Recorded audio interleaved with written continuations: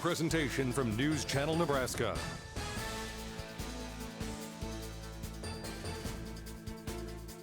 This broadcast is presented by Currency. Does your business need financing for equipment, truck, or trailers? All you need is Currency. Visit gocurrency.com. Tom Dinsdale Automotive. Celebrating 20 years, Tom Dinsdale Automotive is proud to be community-driven, delivering great deals, outstanding service, and supporting a wide variety of community causes and all of our area athletes. Find us on the web at dinsdaleauto.com. Liberty First Credit Union, banking with purpose. Find out more at libertyfirstcu.com. And by Midway Auto. For your next vehicle, go to thinkmidway.com.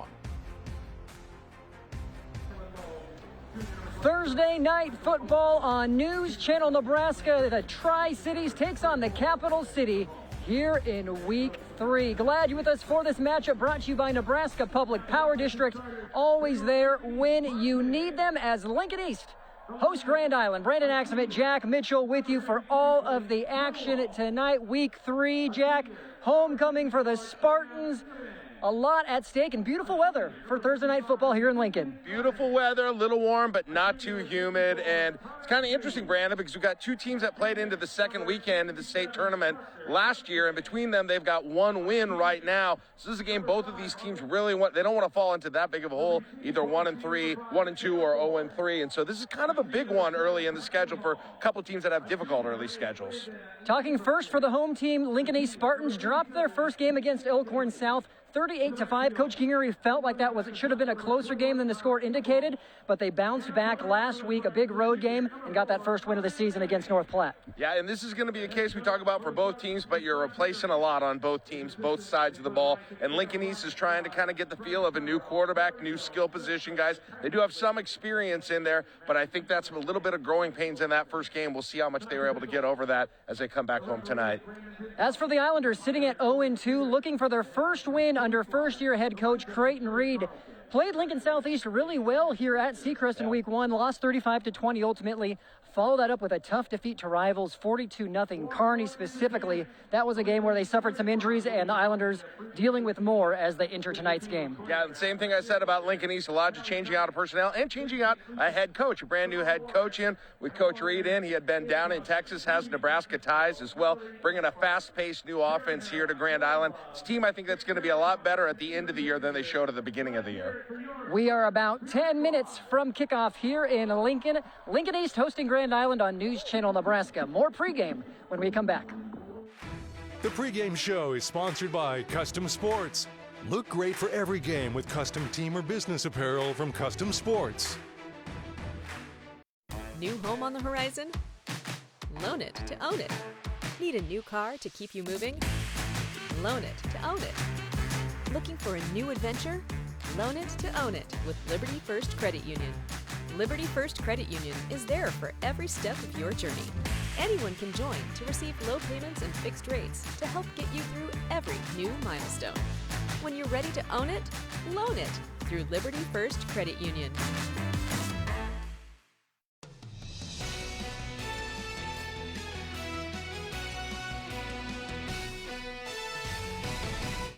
Brandon Axelman, Jack Mitchell with you here on News Channel Nebraska. It's that time of pregame where we talk key players, Jack, and we'll start off with the home team. Mikhail Ford, senior, one of the top 20 seniors in the state of Nebraska. He'll be playing D1, a lockdown corner, and he's also a contributor on the offensive side of the ball as well. Yeah, it's interesting. We did some East games last year and saw a little bit of him, but he really kind of jumped up the charts this summer, and he's committed to North Dakota State. He's going to play here. I think he's primarily at the next level going to be a defensive back, but they'll throw him some balls tonight too. On the flip side for Grand Island, we're going with the junior running back Nelson Wheeler. In Week 1 against Lincoln Southeast, he ran on this field for 160 yards, 2 touchdowns. He has over 200 yards on this season. I imagine he'll be getting a heavy dose of ball carries here tonight against Lincoln East. Yeah, and Coach Reed kind of told us he's trying to transition him from a speed back to a speed and power back. So it'll be interesting to see if he brings that to the table, kind of some physical play against this Lincoln East defense. Averaging 7 yards per carry, the Islanders would certainly take that tonight. Stay with us. We're going to talk to both head coaches, Creighton Reed for Grand Island and John Gingery for Lincoln East, as our pregame rolls on here on News Channel Nebraska.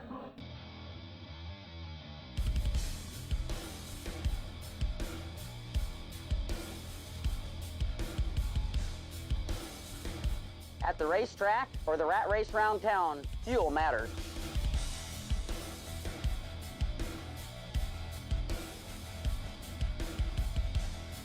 Here, customers can expect the highest quality fuel that they deserve.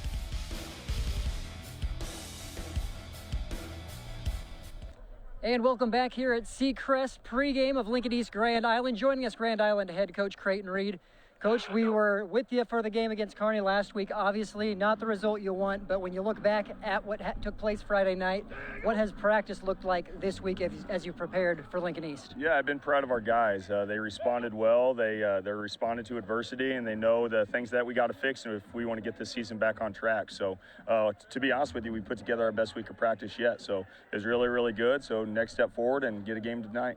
Talking about you focused on what you needed to fix. What were some of those key things? Yeah, I think it's just running to the ball on defense, tackling, basic stuff. Offensively, just making sure we're getting our double teams on our blocks, making sure we're running the correct routes on our choice routes, getting our timing back. We kind of just went back to the basics on a lot of things and made sure we had those down and, simplified things a little bit. Obviously, I know you're dealing with some injuries. Jalen Warren, 175 yards week one. He's not out for tonight, and he was out for that Kearney game, but he's not the only injury as well. How have you had to adjust, and what is sort of the state of how you're dealing with from a health perspective? Yeah, we've been battling injury, sickness. It's been all over the place, which is just something that comes with the territory. So it's next man up mentality, and a lot of guys are getting their first opportunities the last couple of weeks to step in and make plays. So they're going to take advantage of that tonight. Coach, appreciate it. Good luck out there tonight. Thank you for your time. Appreciate you. Stay with us. Kickoff getting closer between Grand Island and Lincoln East on News Channel Nebraska. NCN Sports is sponsored by Platte Valley Auto. With our vast selection of new and pre-owned vehicles, exceptional car care, and custom service, you won't find a reason to visit any other dealership. And by Western Oil. Make your first and last stop to and from the game at your nearest Speedy Mart or good-to-go convenience stores today. Coach Gingery with Lincoln East now joining us on the sidelines as we get closer to kickoff. Coach, 1-1 on the season, a loss to Elkhorn South, followed that up on the road at North Platte last week. When you look at these 2 weeks in isolation, how do you feel the Spartans have done to start the season? Well, you know what? Elkhorn South's really a good football team, and North Platte's a good football team. So we made pretty good progress from week 1 to week 2. Hopefully we'll do that again this week. I wish I had more time to prepare this week. That's a short turnaround, when you go Friday and Thursday. But hopefully we'll do some good things tonight. I know specifically, I think it's the offense that you feel is clicking a little bit more than the defense right now. How do you get the defense caught up to the offense? Well, I think the biggest thing is get lined up correctly and just play 4 quarters of solid football. I think one of the things we do is make a lot of mistakes on defense. You don't see that kind of an offense, triple option, the way North Platte runs it every week, and we only had a short time to prepare for it. So, hopefully this week it'll be a little bit better. Grand Island, new head coach, no Jeff Tomlin for the first time in over 2 decades. You've been scouting them out. What have you seen on film? Well, they can throw the ball really well, and they can run it. They spread the field. They can do a lot of different things. So, they're kind of like we are on offense. So we're going to have to play the entire field and not make any mental mistakes, get lined up, play the run, and hopefully make them one-dimensional. But they do some good things on both sides of the ball. Coach, appreciate it. Good luck out there tonight. Thank you. It's head coach Gingery. Kickoff just around the corner on News Channel Nebraska with Lincoln East hosting Grand Island on Thursday Night Football. Does your business need quick, competitive financing for heavy machinery, trucks, or other equipment? Currency is here to help. Whether you're financing construction equipment, farm equipment, trucks, trailers, or any other big-ticket item, Currency will automatically find the best rates. Currency facilitates loans for up to $500,000 with repayment terms up to 72 months. It's fast, easy, and free to use. Visit GoCurrency.com and apply today.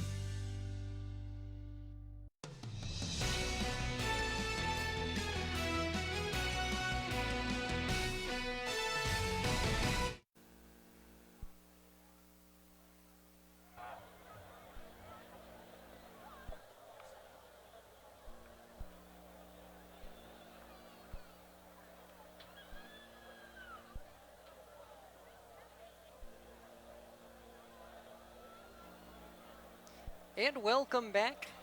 We are 4.5 minutes to kick off Lincoln East hosting Grand Island. Brandon Axman and Jack Mitchell with you. Jack, are you just having memories flood back. Homecoming night, everything's at stake for this Spartans team back from your glory days. I mean, one of the biggest similarities between my Spartan days and what's happening right now is that I'm seated on a. Now, it usually is one of those little yellow benches that you see down here. Up now, it's in the air-conditioned press box, which I guess is also very nice. So there's that similarity, and I've got the same head coach talking to me that was talking to me during those games with Coach Gingery still here as well. National anthem playing. We'll pause quickly. Return. We're about 3.5 minutes away from kick on NCN. For over 40 years, Claybaugh Pharmacy has been your trusted, family-owned, full-service pharmacy. We provide traditional medical options, medical equipment, immunizations, and over-the-counter products. We take pride in going above and beyond to improve the health of our community. And to ensure you have a seamless experience, manage your profile and refills with a touch of the finger from home. Claybaugh Pharmacy in downtown Beatrice, your hometown family-owned pharmacy. Women have a 1 in 8 chance for developing breast cancer. Early detection makes a difference. Beatrice Community Hospital's Imaging Center can help with the latest technology, from screening with 3D mammography, breast MRI, breast ultrasound, and breast biopsy. All services conveniently located in the BCH's Imaging Center. Schedule your screening today. Incredible care, incredibly close.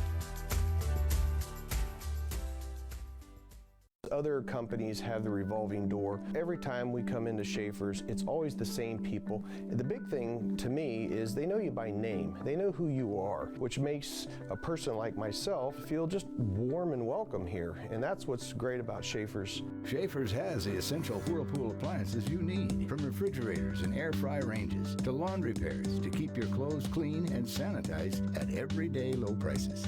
At Schaefer's, we are more than just TVs and appliances. Does your business need quick, competitive financing for heavy machinery, trucks, or other equipment? Currency is here to help. Whether you're financing construction equipment, farm equipment, trucks, trailers, or any other big-ticket item, Currency will automatically find the best rates. Currency facilitates loans for up to $500,000 with repayment terms up to 72 months. It's fast, easy, and free to use. Visit GoCurrency.com and apply today. If you're looking to be confident in the used vehicle you're buying, Midway's got it. Our lowest hassle-free prices every day on a great selection of Midway certified pre-owned vehicles. Buy confident at Midway Auto Dealerships in Kearney, Nebraska, or thinkmidway.com.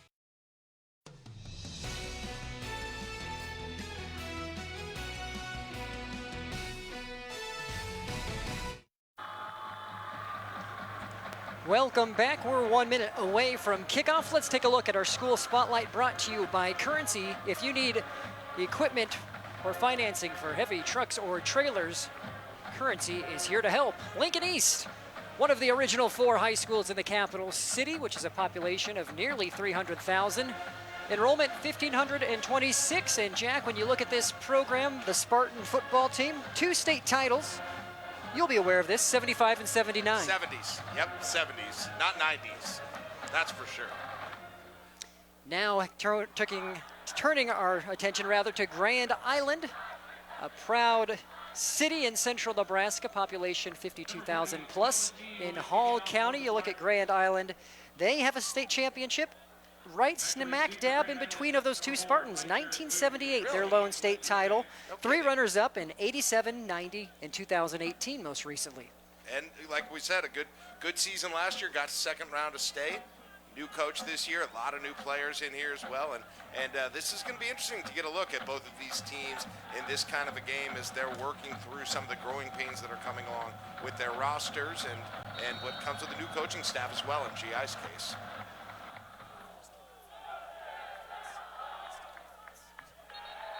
So that goes through the end zone touchback for Grand Island as we will get a look at this Islander offense first. Again, a key player they are missing is Jalen Warren, who had 160 yards in his Week 1 debut. Gavin Sims, the sophomore quarterback that Coach Creighton Reed is really high on. So you have Wheeler, the running back we highlighted, Ganning, Holling, and Bolton now in the receiving spot. Those starters brought to you by Medica. Yeah, I'm excited to see Gavin Sen. Coach Reed, as you said, was very enthusiastic about the arm this young quarterback has, only a sophomore. And so he's still kind of learning, too, on the job as well. But really excited to see what he can do. High snap, and Sem goes to Wheeler, who finds some room up the middle. Pickup of about 4, as we'll take a look now at this Lincoln East defense. Coach Gingery not switching up much. That 3-man front, he loves the 3-4, Johnson, Frost, and Guts. Hall, Tucker, Manning, and Cat, the linebacking core, and the secondary led by Mikhail Ford, the future NDSU player. You can see him right there at the bottom of your screen, matched up with Bolton down there as he goes in motion right now. So back to Wheeler. Hard yards. Had 4 on first down. He picks up about 5 on second. It'll be interesting to see how kind of Grand Island bounces the run and the pass here, manages run and the pass in this game, as you said. One of the top receiving threats gone with injury right now for Grand Island, and Wheeler is going to be able to get some tough yards for them as well. And they've typically kind of been a team that's thrown the ball around a lot, modeling after kind of that Big 12 offense of Baylor, Oklahoma, Central Florida, as they run it up the middle again and don't get it.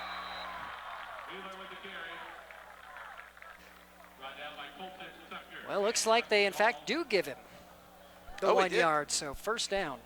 1 yard gain on the carry. Good for a first down, first and 10 for the Islanders at the 30-yard line.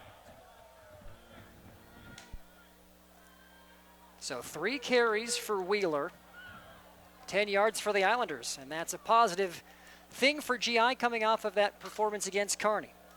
Little second effort there is Wheeler, and we're seeing what Coach Reed was talking about, trying to become a power back. That's exactly how they've used him, as that's up in the air.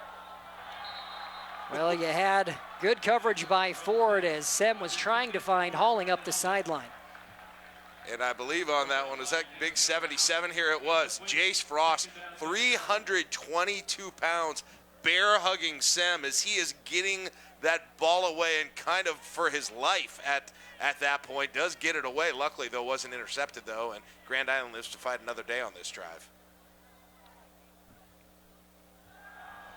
Quick bubble screen to the outside and a hard run after catch for Riker Booth. Sets up 3rd and manageable for the Islanders. Riker, a popular name in Grand Island high school football. Maybe a lot of kids in that, a certain era named Riker, perhaps. Speaking, of course, of Riker Fife, former Grand Island quarterback and Husker. And back to that Riker, this time on the ground. He picks up 2, setting up 4th and short. You're supposed to be like the Lincoln East specialist, and then you pull out that Grand Island tidbit like that. We can forget Riker Fife in the Music City Bowl against Tennessee. Last time we've been to a bowl, which is was in a bowl. That's right. I know. I had to think about that for a second. You're right. My goodness. Not anymore, though, as the Islanders go for it on 4th down with a fake punt, and they get it with a pickup of 2. You had the punter there do the little whoops. It went over my head, snapped it to an up man, and plows right up the middle. Watch this here. Whoop, right up there. I don't know if that's an Oscar acting. An Oscar-worthy performance there, but I think he could have sold it a little more. Maybe a little work with the Islander drama department that we could bring them in on that. But other than that, well-executed play, first down, Grand Island. I love it when we're in such a spot that it doesn't matter the execution of the play, it's how it was executed. Jack Mitchell, requiring excellence as there's a great play by the Islanders to pick up yards, but the ball pops out, and it's recovered by Colton Tucker, so a very favorable, encouraging drive for the Islanders ends abruptly. See if we can see when this comes out. That's just a great strip. And that ball didn't ever even touch the ground, Brandon. He kind of stripped it. He was on his back, and it was in his stomach there. He just got up, and Colton Tucker had the ball. A nice defensive play, being aggressive, getting the ball. And we get to see Lincoln East and a little bit of Ryan Manning here at quarterback. So that was caught by Victor Fisher, but again, ball pops out, and so now we get a look at the Spartan offense. Not much there on first down for sophomore running back Kyle Campbell. Ryan Manning, the quarterback for Lincoln East, and he's a junior. And if you follow high school football and the name sounds familiar, he was at Lincoln Southwest last year, now at Lincoln East, and taking over that starting quarterback spot. East has had Jeter Worthley primarily hanging the quarterback duties for the last couple of years, but as a completion there by Manning. But Worthley also a Division I scholarship baseball recruit at Michigan, and looks like he might be focusing a little bit more on baseball. I'm not exactly sure why the decision was made, but he's no longer playing football. That opened the door for Manning to come in. Well, Manning connecting with Mikhail Ford, so the defensive back specialist making an instant impact on offense.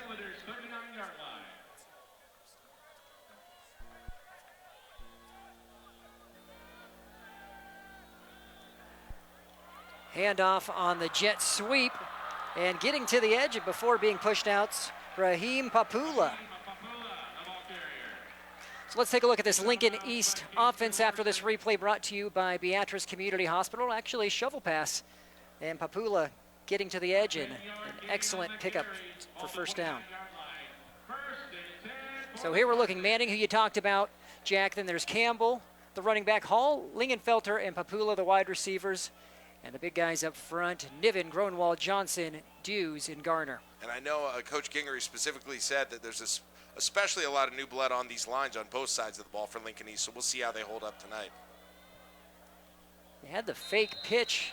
I believe it was just a dive right up the middle. A little bit there for Manning on the keeper. And Manning is a guy who will run the ball. Lincoln East historically has been an offense that certainly has not been afraid to run the ball and use that, run the ball from the quarterback position, I should say, and has used that as a weapon in their offense. It'll be interesting to see if that's kind of how Manning develops his game here at Lincoln East to become a significant run threat here with this East offense that is very spread out offense, and one obviously that's going to pass for a lot of yards too. Manning going for it all, and a touchdown saving PBU by Michael Obermiller, rather. That looked like it was going to be right on the money. Yeah, that looked like a good throw. Obermiller turned his head perfectly, just, wow, inches there by Obermiller. Otherwise, a good throw by Manning, and just missed that touchdown there. That was to Hall.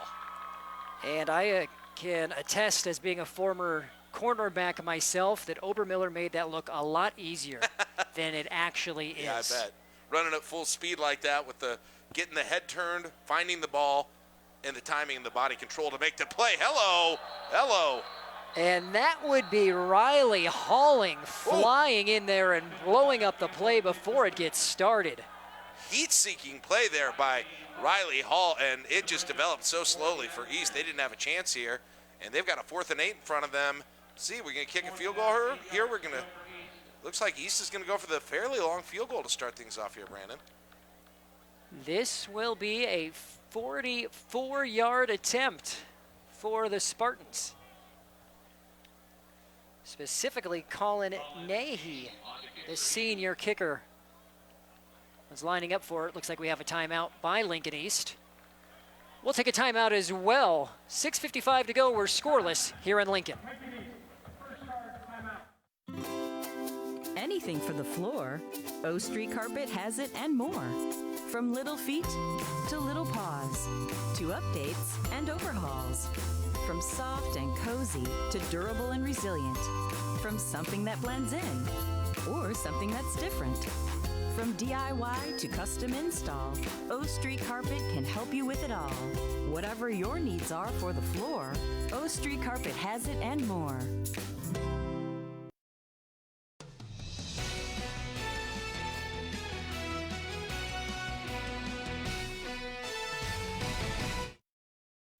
Welcome back. So we are going to see a 44-yard attempt.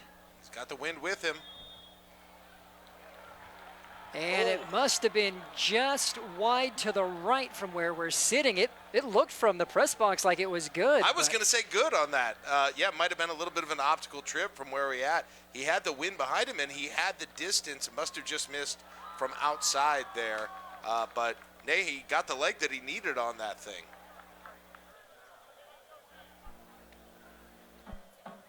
So, each team with a possession. No points to show for it. Grand Island had the fumble, but no harm and no foul as we just see the missed field goal attempt. GI takes over with 6:49 to go here in the opening quarter.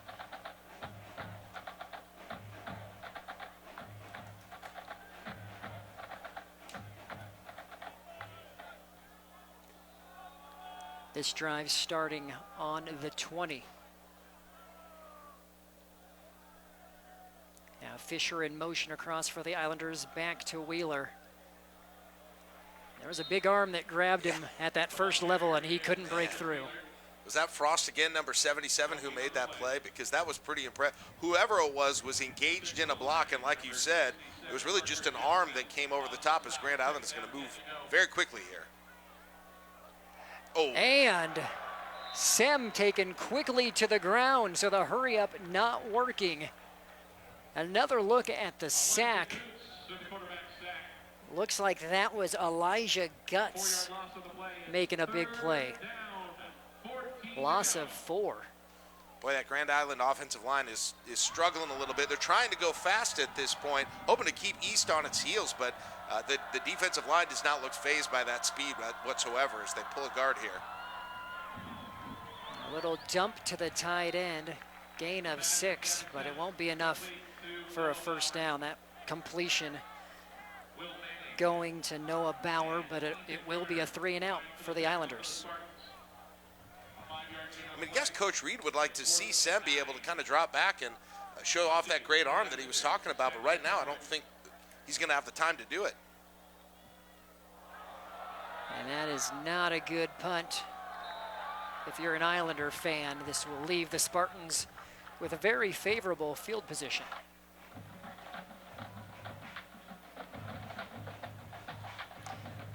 All the way up to the 39, it looks like, Brandon, and East going to try and do what it couldn't do last time once they were inside the 40, except this time they're going to start there.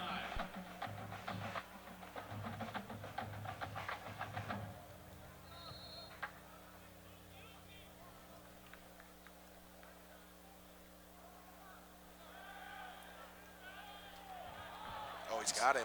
Manning on the run to Ford. And he is tackled at the 5. That'll be a 34-yard pickup, and just like that, the Spartans are in business. Boy, Ford was wide open. The camera may not have picked it up. You might have a good angle here. Ford was wide open. Grand Island actually did a great job of closing in on him, and almost, there you go. Number 12 got over there for Grand Island. That's Wyatt, and actually impressive closing there. He almost was able to break that thing up, but East now inside the 10-yard line.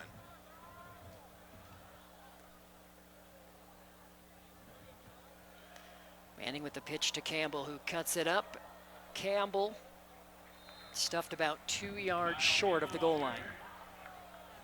Campbell, another one of those newcomers. He's a sophomore. He ended up with the starting running back spot this year for Lincoln East. 150 yards, 6 yards per carry, 2 touchdowns through those first 2 games.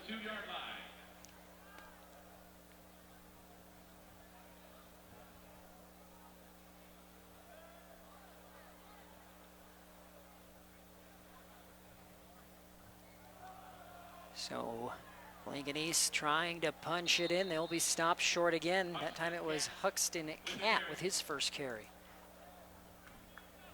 Wonder if they're just going to let Manning try it here on third down. I wouldn't be surprised if that's the case. Just let Manning try and power it in a little bit with the quarterback run. 4-down territory, you think, here? Probably. Especially with what that East defensive line is doing. 3rd and goal on the 1.5. I think you're on the right track there, Coach Gingery. We'll see if he has to make that decision.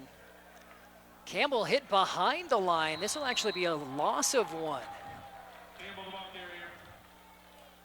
Okay. You see Manning urging the coaching staff to go for it. Looks like he won that. Well, maybe they were all in agreement to begin with, but channeling his Dylan Raiola. Yes. A la Colorado. Quarterback always wants to go for it. Have you ever seen a quarterback be like, you know what? Let's punt. You go, yep, I'm good. Let's punt. Or let's kick the field goal. I want 3. Well, here we go.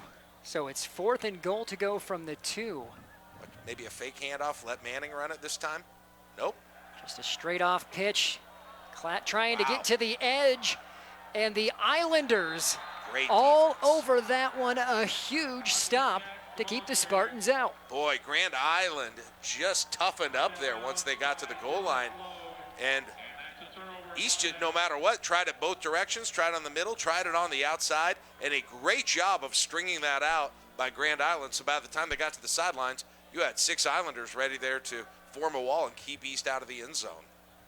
The ball at the 3-yard line. 1st and 10 for Grand Island. 2 minutes and change remaining in this first quarter. Brought to you by John Henry's, our family serving yours. John Henry's our first quarter sponsor. You're watching Lincoln East and Grand Island Thursday Night Football here on News Channel Nebraska. Brandon Axmit, Jack Mitchell with you. Grand Island will start this drive on their own 3 as Wheeler gives the Islanders a little bit of breathing room. I think Grand Island will probably be very conservative here. I wouldn't be even that surprised if we see 3 runs in a row, even if it means that they're punting out of here. And perhaps they can get that first down too, but.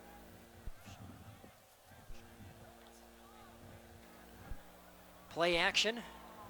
And it's a tipped ball, and oh my, that could have nearly been a pick 6 for Lingenfelter. So much for running 3 times in a row, but you can at least see why I said that. Wanted to avoid the Shedeur Sanders pick 6 out of their own end zone, I guess. Well, and of note too, so Gavin Sims made it 3 completions up to this point, and it looks like we're going to see if they're going to put him in a throwing position again. They opt to hand it off. Pick 6s are never fun, so Islanders live to fight another day with a 3 and out. One thing, Grand Island, you know, at some point you kind of say, hey, it might be one of these games. It's a defensive battle. The way their defense just held tight on the goal line, and you say, hey, look, 13, 17 points might win this game at this point, and so let's play the field position game as much as we can.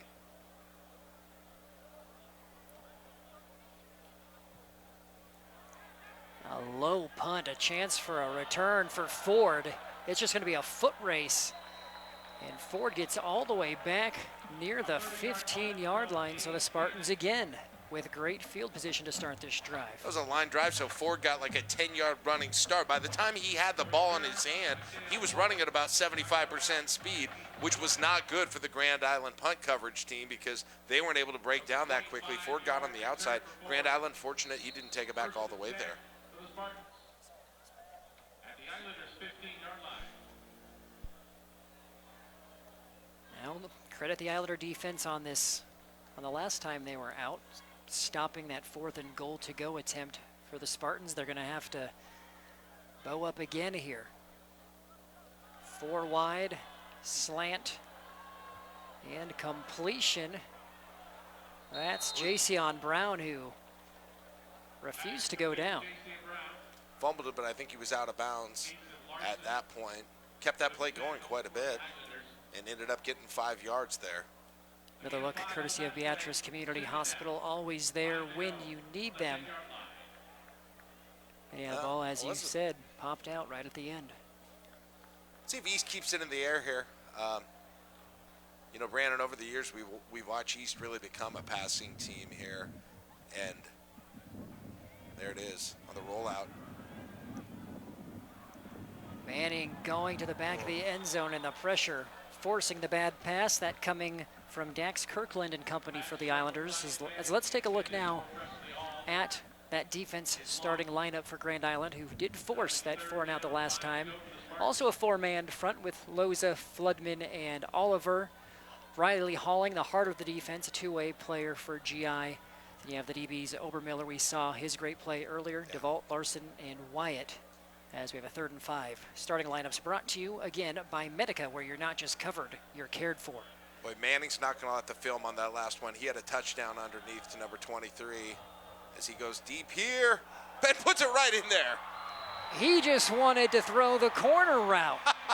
What a ball to Lingenfelter. A 10-yard strike, and the Spartans are on the board first. Brandon, why do the easy one when you can do the hard one? Look at this again. Wow. What a ball.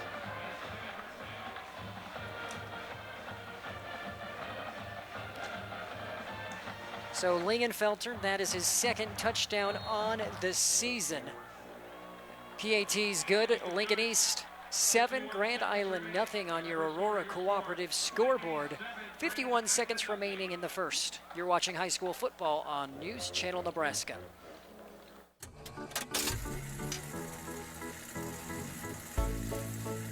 The way we use electricity has changed a lot over the years.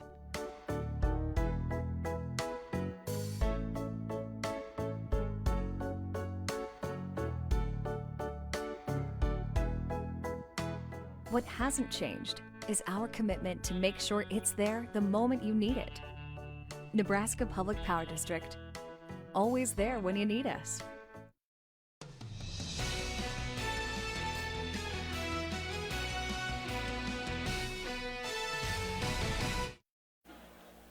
Brandon Axelman, Jack Mitchell with you. We have our first score of the night with less than a minute to play in the first quarter. It's Lincoln East taking advantage of the short field, and an excellent throw by the junior quarterback, Ryan Manning, to land in Lingenfelter.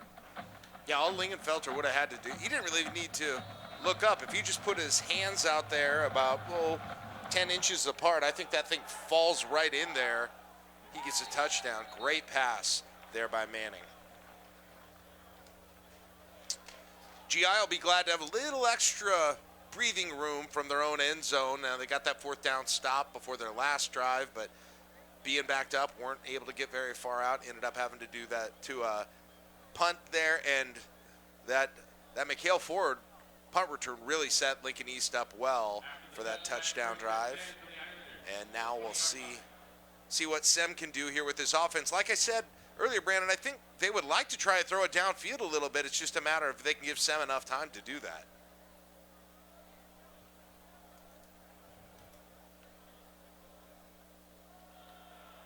Back to Wheeler, who again having a tough time getting through that line. That was guts. You could see the jersey being pulled.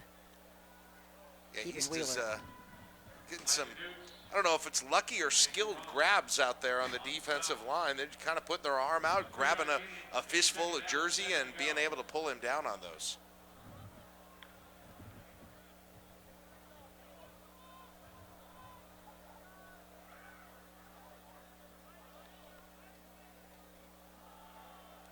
Wheeler again up the middle. This is close to a first down. In fact, it will be enough. 8-yard gain.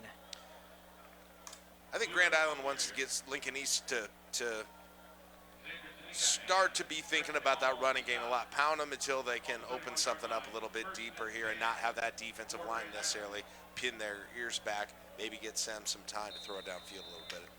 Timeout into the quarter. 1 quarter gone, 1 touchdown on the board. 7-zip your score on the Midway CDJ scoreboard. Lincoln East leading Grand Island here in the capital city. You're watching high school football on News Channel Nebraska. At Nebraska Orthopedic Center, they provide comprehensive orthopedic health care. Their physicians are highly skilled in all areas of orthopedic and sports medicine, including spine surgery, foot and ankle, hand and upper extremities, fracture care, and total joint replacement. Their expertise includes the medical management of injuries through physical and rehabilitative methods or surgical intervention. To schedule an appointment or to learn more about Nebraska Orthopedic Center and their family of 25 physicians, go online to nebraskaortho.com. That's nebraskaortho.com. Nebraska Orthopedic Center is your healing destination.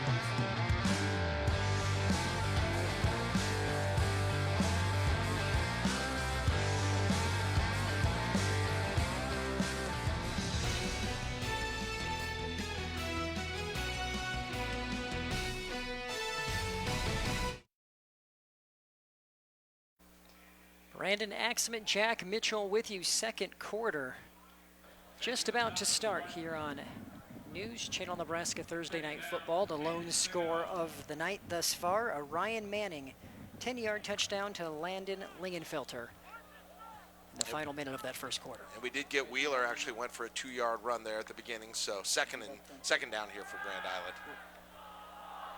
Now going to the air, and Sem finding his target. That's Coben Bolton for a big catch. Little back shoulder pass there, Sem. They finally got the time to let him show that arm off a little bit. Nice pass. First down for Grand Island. A little momentum here building. 18-yard pickup. Sem this time with a quick hitter. And a 2-yard gain. That was Wheeler, split out wide. Yeah, they've been kind of bouncing out. You know, Matt Rule sometimes talks about a positionless offense for Nebraska. We've seen Grand Island kind of do the same thing, where you've had guys who are lining up at running back and or wide receiver. They'll split them out or get them in the backfield as well, kind of depending on the set they're in.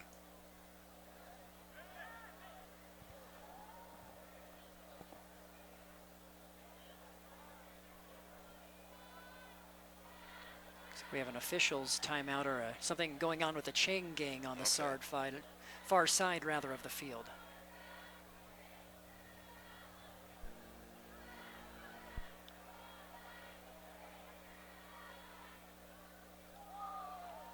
Trying to get that thing. Anybody got a screwdriver down there? Screwdriver. What do we need? Phillips head? All right, I think we got it. Are you a handyman in your Absolutely spare time? not. We could send I'm you. impressed that I even knew what a Phillips head was. Well, it's Impressed all with sorted myself. out. And we're back in action. Second down and 9.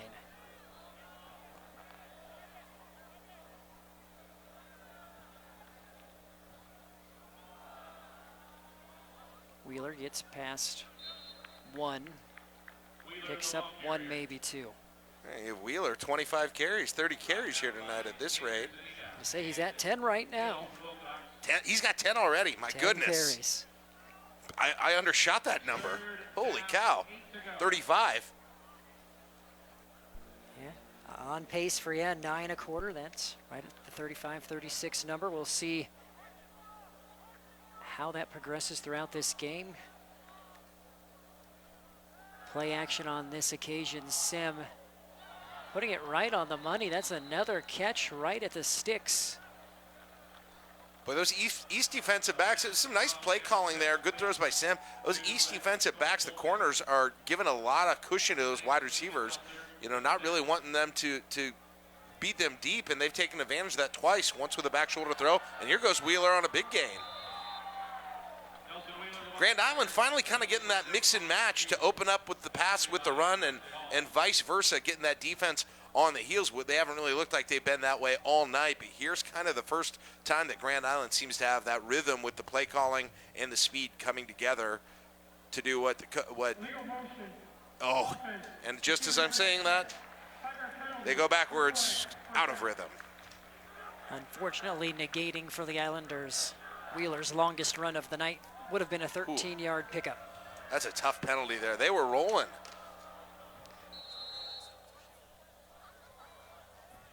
First down, 15 to go from the 45.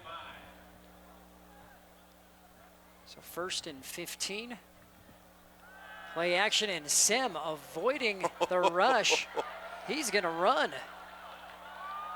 And for a sophomore quarterback, he just showed some amazing composure.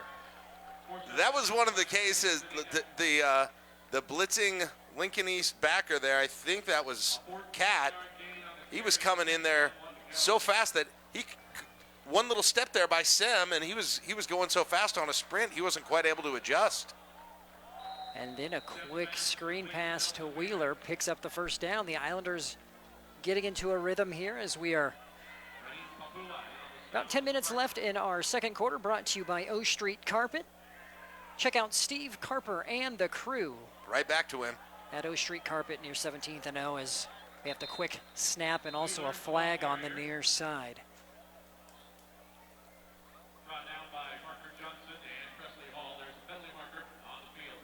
Let's see what we got for the penalty here. you know, the illegal motion, I think a little symptomatic of trying to run with that real pace that Grand Island is going for, snapping it early in the play clock, and again, not letting East get fully set and trying to have them on their heels essentially. As the officials are still conferring about what we've got here.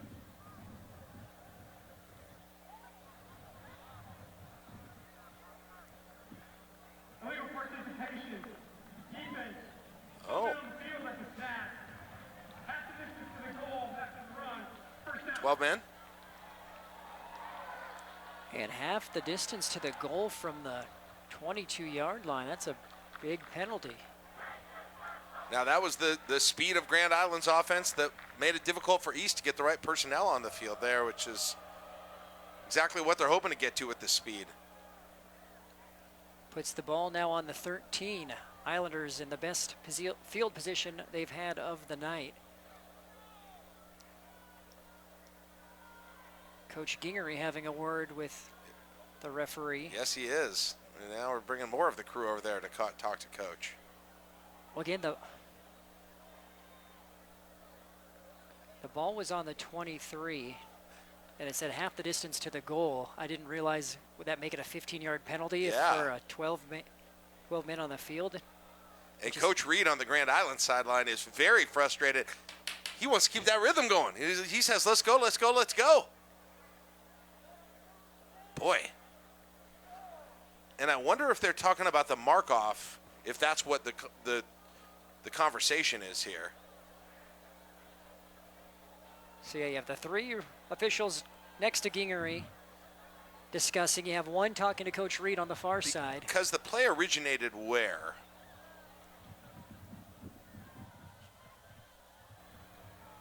And they're coming out. Looks like they're going to tell us what's going on here. Correction. Illegal substitution, defense, 12 men, and the 12th man did not participate in the play. Therefore, it's a 5-yard penalty from the end of the run. Ball is placed from the 19-yard line, first down and 5. Okay. So it was called illegal participation as opposed to 12 men in the huddle, I think is what the differentiation. Well, the original, he gave a signal that I wasn't sure about the first time through, but he said 12 men.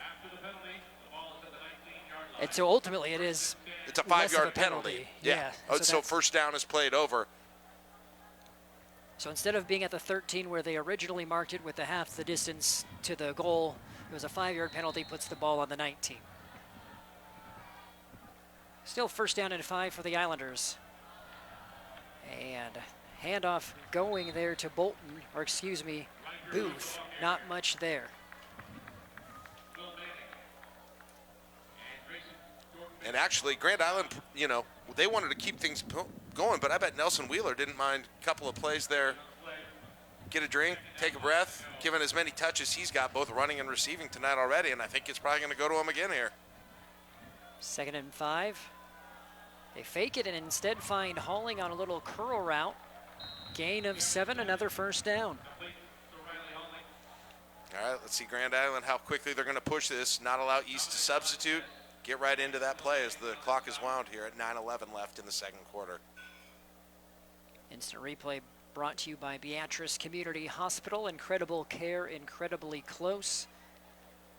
Islanders marching down the field. Sem going for the corner. He hits Halling, and Halling hauls it in.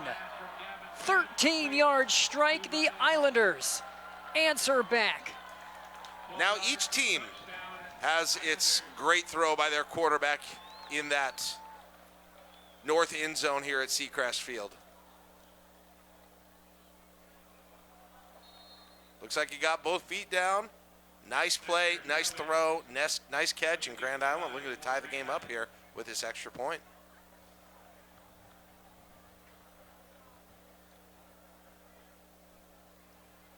That is Halling's first touchdown reception of the season. It's a big one. We're tied 7-7 here at Seacrest. 8:54 to go in the half. You're watching high school football on News Channel Nebraska. Kearney, Nebraska is the getaway you never knew you needed. With comfortable premium lodging, a eclectic shopping, and a variety of locally owned craft food and drink options, Kearney has something for everyone. By day, you'll find rich history, outdoor adventure, and some of America's most unique attractions. And by night, our many entertainment options, dazzling performances, and unique hangouts offer the perfect way to unwind. Visit Kearney. It's so much more than just in the middle.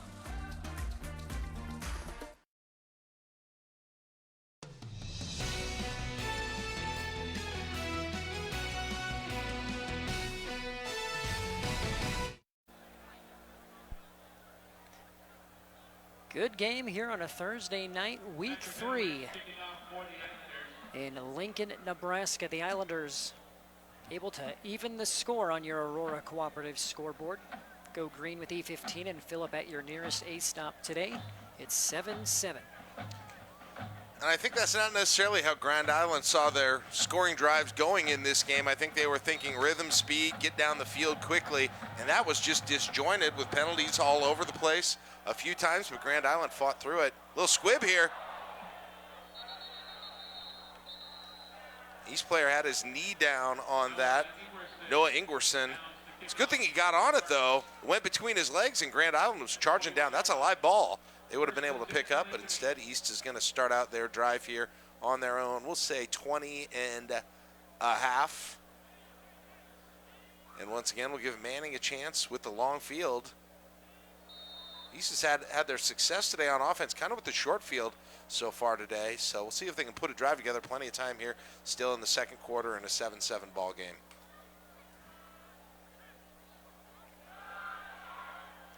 Manning hits his receiver right in stride. It's close to a first down. That's Lingenfelter with his second reception of the evening. There you go, nice out pass. Good pace on this throw, good throw right there for Lingenfelter. Lingenfelter, a really reliable target here for this East Spartan offense.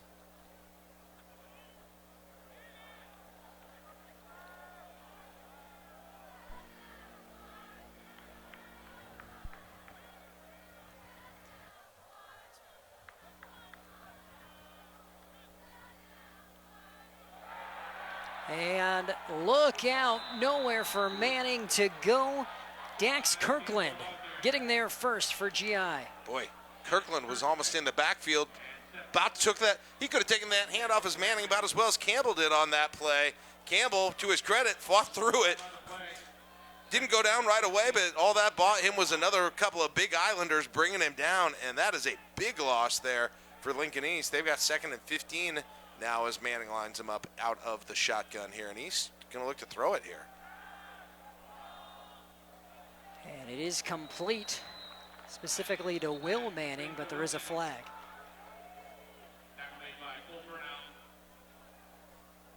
That's going to go on the Spartans, move them back, and Grand Island, I'm sure, will accept that one, and that'll give them a 2nd and 25 here as they continue to back up toward their own side of the field. Well, a reminder to be sure to stay tuned for our halftime show coming up shortly. It's brought to you by Visit Kearney. Find it all in Kearney. 10-yard penalty from the previous spot. Replay, second half.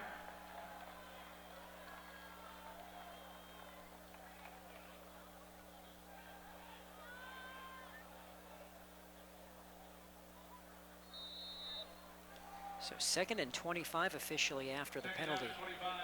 And now do you try and kind of divide this up into a couple of chunks, or do you take some shots here? Haven't seen Manning really go down the field, and he's got another free rusher. And he was one tackle away from perhaps breaking that one off for the 25 yards they needed, but still getting a huge chunk on that one.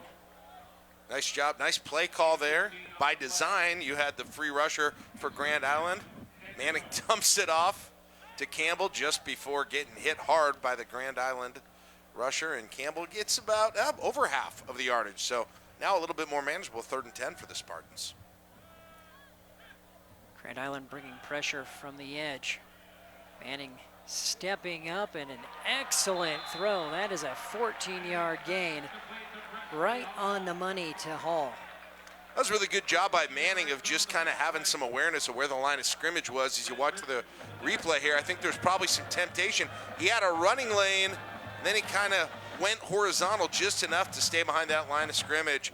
Nice play. Hall gets the catch, and East erases a 2nd and 25 after that holding call. Now they're in business almost at midfield.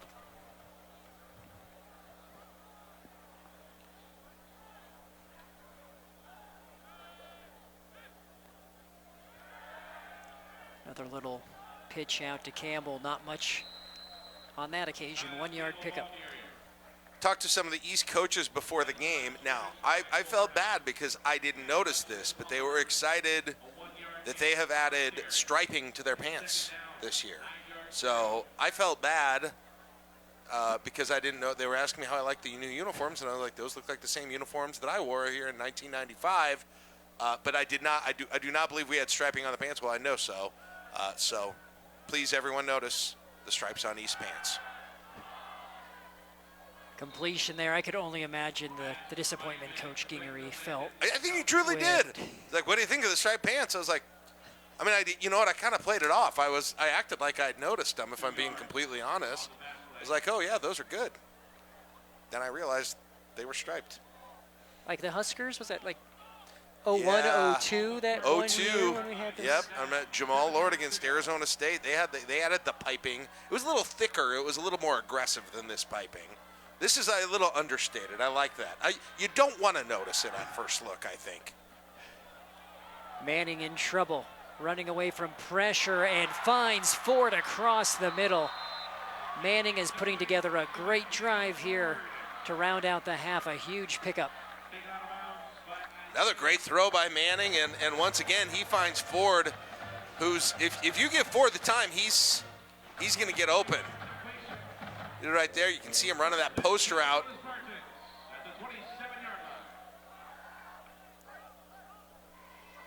That was a 24-yard gain. Third reception for Ford. Lincoln East. I'm impressed with how Manning throws on the run, how he gets out of the pocket and how accurate his throws have been here on the run so far today. He's getting outside of the pocket again, flushed back. Great block. And he was looking for Ford. Excellent defense. Looked like that was Glenn Griffin batting it away. Watch this block here, though, by Gronewald, 52, if we can see it on this shot. Comes around. Right. Oh, right there. And he definitely bought Manning enough time to throw that pass. He would have been incredibly rushed and maybe on the ground with a sack if he doesn't make that block.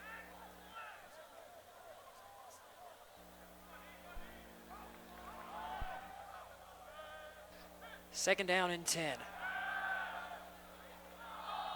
Manning just overshooting it on that occasion, a little bit too high for Lingenfelter.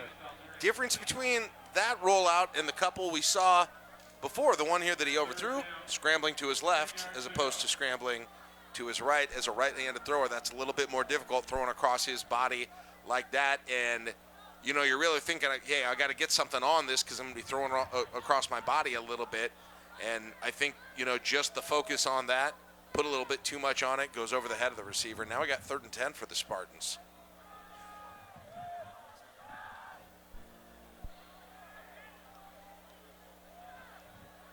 Four wide for East.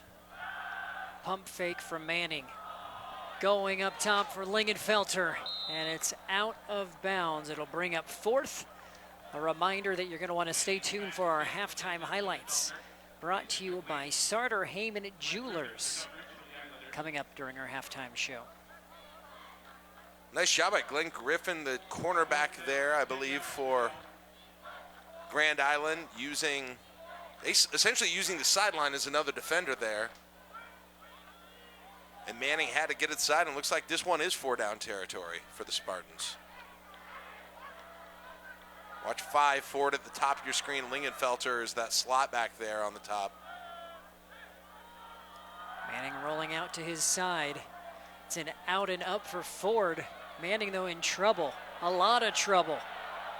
Still evading Rushers it, but not before getting wrangled up and thrown to the ground. Cole Furnow. Credit Manning for trying, but there was too much purple and white. Boy, that was the old Tecmo Super Bowl play. Go back as far as you can, and at some point, you hope you're going to have a shot. He's got wide open receivers. You can see them all over the screen. But he couldn't get set to throw it because he was running for his life the entire time. Grand Island gets him after having a bunch of shots. I mean, impressive by Manning to avoid as much as he did, but ended up losing a lot of yardage there for the Spartans.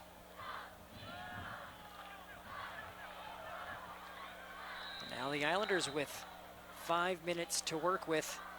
Actually, it feels like they spotted that. Did they spot that back kind of far, a lot further back than where he got sacked? Would have been on the 40. 40? Well, then I guess it was about right, 39-40.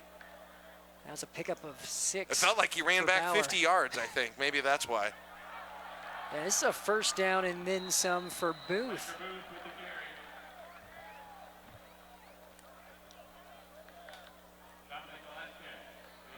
So Grand Island, they're finding something here after the first couple of drives. This is about as long as we've seen Grand Island take to get a playoff here in a little while. Of course, now trying to play the clock management game. Yeah, that could be. They might be trying to get a little time off the clock here, that if this doesn't work out, they don't leave East with anything.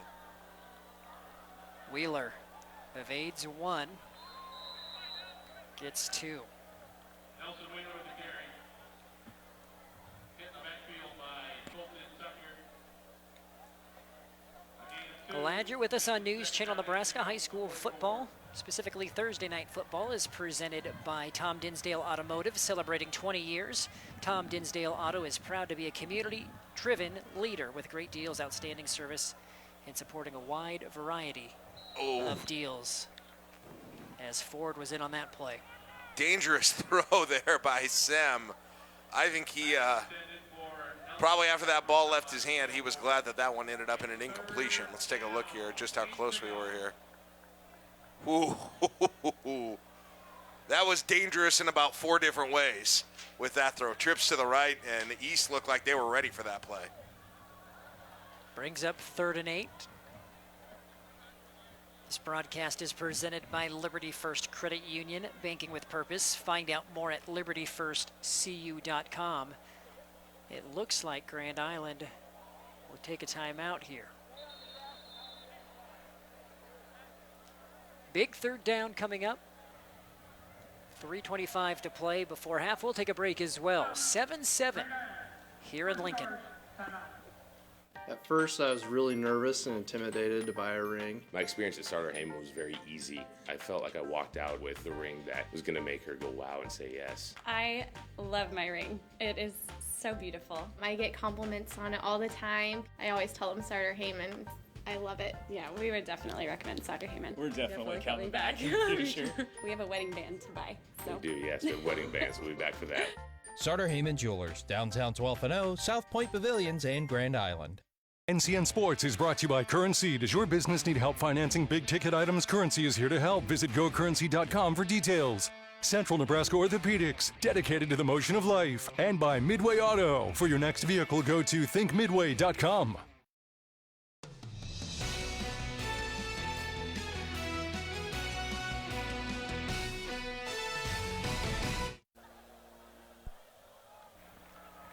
Homecoming night for the Spartans here in Lincoln.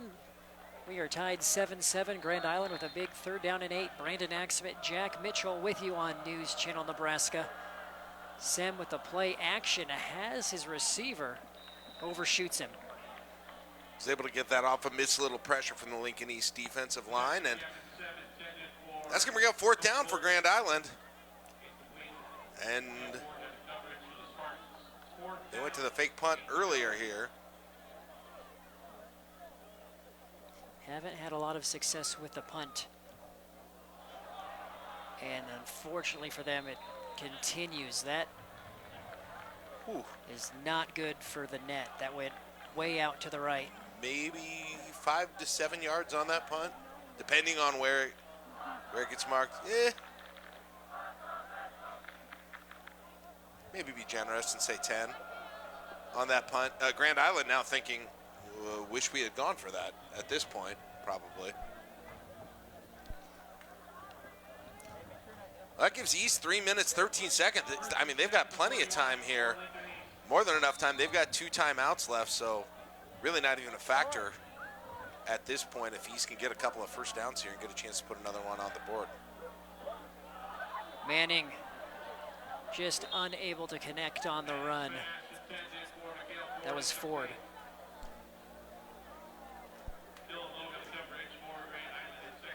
Reminder that this broadcast is made possible by Midway Auto. For your next vehicle, go to thinkmidway.com. And I'd just been talking about how well Manning had been throwing it on the run. That one, though, just didn't really get his feet under him.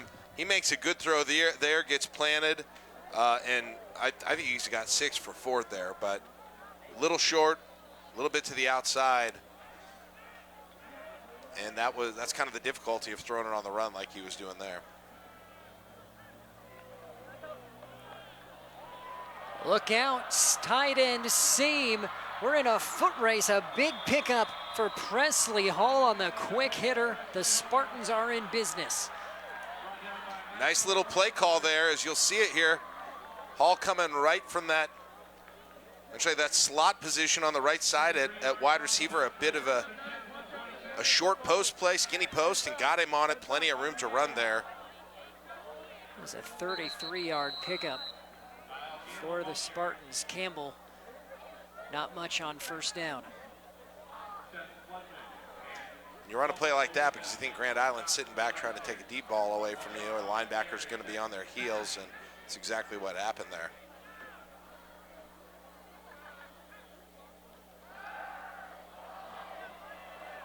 And you had Ford who got past his defender and you could see held up. Sorry, Brandon. You can see from up here that Ford's route, it just got impacted by that Grand Island defensive back there, and they're going to call the flag, maybe a little hand play there.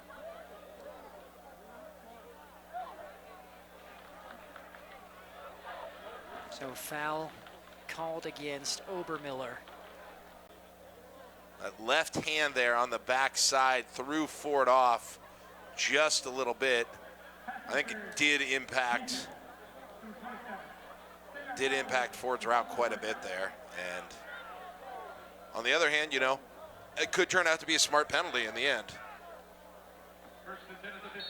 Makes it 1st and 10 from the 15, 2:20 to play in this first half. Campbell up the middle. I think East would be fine with letting this thing run down a little bit, not leaving Grand Island any time on the clock here when they get the ball back. As you can see, 2:07, 2:06, and counting. He's got about 30 seconds on the play clock here, so not going to wait too long.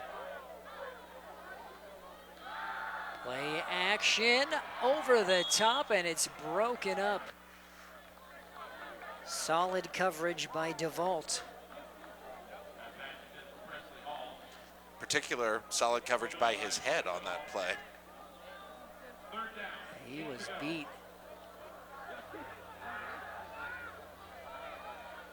Breaks it up. Presley Hall is denied a touchdown. 3rd and 8. And was that picked off? Interception at the 1-yard line. Obermiller, the INT, and the Grand Island defense bends but doesn't break again. Obermiller having a great game tonight. That looked like some miscommunication on that route. It looked to me like Ford was going to was going toward the sideline on an out pattern, and that Manning was throwing an in pattern. And Obermiller just watches it go in the other direction, gets the other direction, gets the pick there. By the way, they had Presley Hall on that middle seam again on that play. They had gone to him twice, but they had him again on that play on the film. They're going to see that one. And now Grand Island, I think, just going to try and get it out of their own end zone here. On the 1. And look out, Wheeler breaks through. The ball pops out, and the Spartans get it back. Are you kidding me? Wheeler's biggest run of the night. He has one man to beat, and he's about to go on a 90-plus yard touchdown. And let's see how this thing came out. I mean, Wheeler's cooking here. He starts to turn on the getaway speed. Just got a hat on the ball right there. Number 2 for East. Jason Brown there. Good job getting his helmet on the ball. Pops right out, and East is kind of right back in business where they were 5 minutes ago. Will Manning with the recovery. 8 seconds off the clock from when they turned it over to when they got it back. Wild momentum swings here to round out the half. We do have a timeout just to settle things down. Coach Gingery for the Spartans calling it. We'll take a break as well. 7-7 here at Seacrest, 1:42 remaining. You're watching high school football on News Channel Nebraska. NCN Sports is brought to you by Region 4 Behavioral Health, affordable, accessible, quality mental health and substance abuse services. And by Tom Dinsdale Auto, celebrating 20 years, Tom Dinsdale Automotive is proud to be community-driven. If you're looking to be confident in the used vehicle you're buying, Midway's got it. Our lowest hassle-free prices every day on a great selection of Midway certified pre-owned vehicles. Buy confident at Midway Auto Dealerships in Kearney, Nebraska, or thinkmidway.com.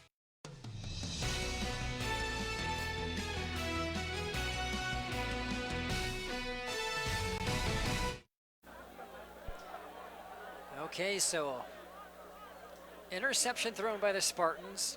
One play later, Grand Island fumble, Lincoln East has it back, and Manning has some real estate to work with. Spins away from a big hit, lowering the shoulder, and is pushed out at the 15. We got to see a little bit of Manning's speed, and we got to see a little bit of his power there on that play. Turns the corner here. There's the speed part of it, and there's the power. There was the power. They had the seam again. Boy, they've got that pass in the middle of the field. They just haven't been able, they executed it once, got the big gain on that last drive with Presley Hall. But since then, I think they've had that guy. By the way, going back to 2 plays ago, that's why your high school coach always said, wrap up constantly. Campbell shedding several would-be tacklers. Picks up 6. Nice little run there by Kyle Campbell. He fought for a lot of extra yards, and now we start looking at the clock. It is 3rd and 4, and as you see, we're seeing the replay here from Kyle Campbell. Nice run there. At a minute left. Campbell trying to get to the corner. A gang of purple hats finally slows him down. I think he's got it there.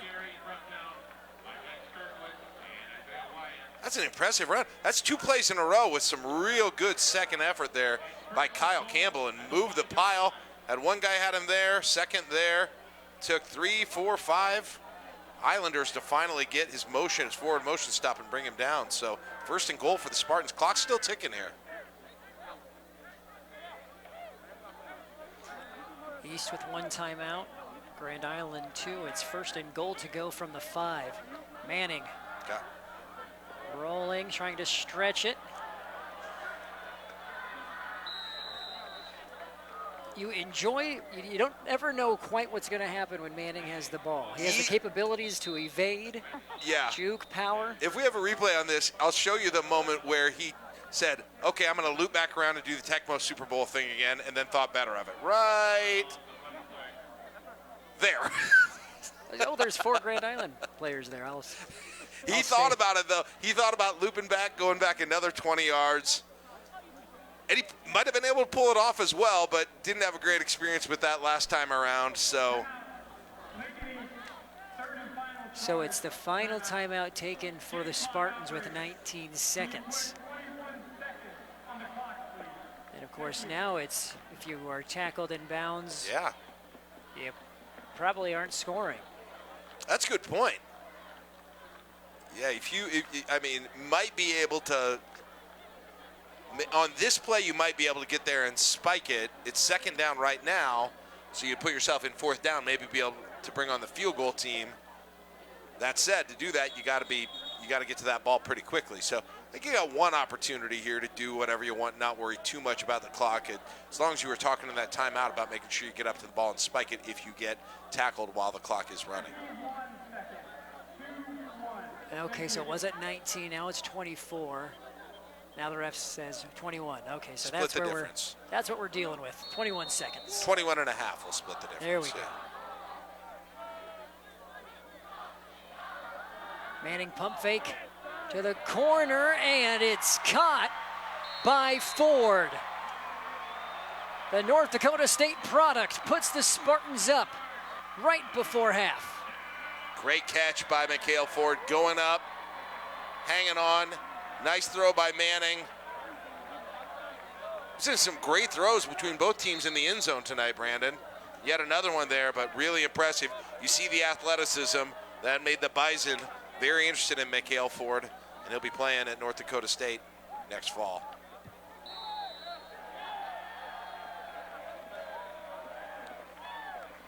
$14-7. With 17 seconds to go, the Spartans leading on the Midway CDJ scoreboard. For your next vehicle, go to thinkmidway.com.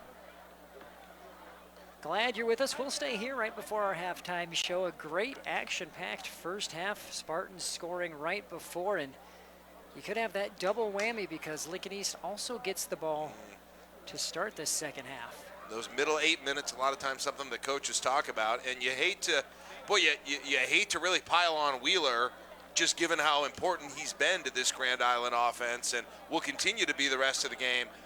And had that run, which was looking like one of their best offensive plays of the game, if not the best, and just has the ball dislodged from him on that play by Brown from Lincoln East. That set East up there. I think Wheeler's still going to get his chances here in the second half, but that's really going to be the turning point of this first half. That single play right now.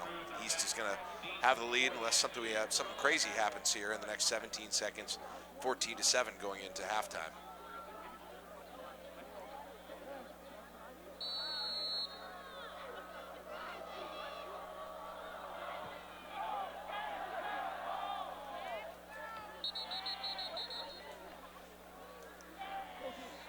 Touchback for the Islanders. Would imagine they'll probably just go into kneeling formation. 2 timeouts left. Yeah, you're probably right. Yeah, although we don't know Creighton Reed actually. We got to find out what type of coach he is. And Reed was talking about Sem's arm. You know, get another 25 yards here and see if he can put up a Hail Mary. Or perhaps he'll just, it looks like they're just going to take a knee here. Playing it safe.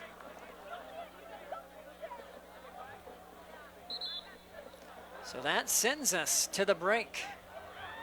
Lincoln East 14, Grand Island 7 as we head to halftime. The Spartans will get the ball to start the third. Glad you're with us. Thursday Night High School Football on NCN. Our halftime show is coming up next.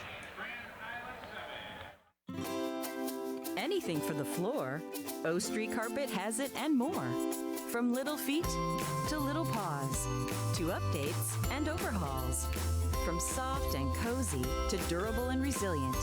From something that blends in or something that's different. From DIY to custom install, O Street Carpet can help you with it all. Whatever your needs are for the floor, O Street Carpet has it and more.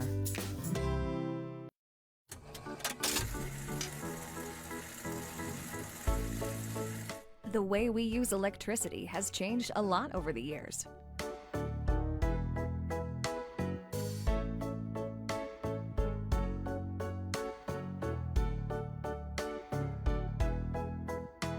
What hasn't changed is our commitment to make sure it's there the moment you need it. Nebraska Public Power District, always there when you need us. At Nebraska Orthopedic Center, they provide comprehensive orthopedic health care. Their physicians are highly skilled in all areas of orthopedic and sports medicine, including spine surgery, foot and ankle, hand and upper extremities, fracture care, and total joint replacement. Their expertise includes the medical management of injuries through physical and rehabilitative methods or surgical intervention. To schedule an appointment or to learn more about Nebraska Orthopedic Center and their family of 25 physicians, go online to nebraskaortho.com. That's nebraskaortho.com. Nebraska Orthopedic Center is your healing destination. The halftime show is proudly presented by Visit Kearney. Find it all in Kearney.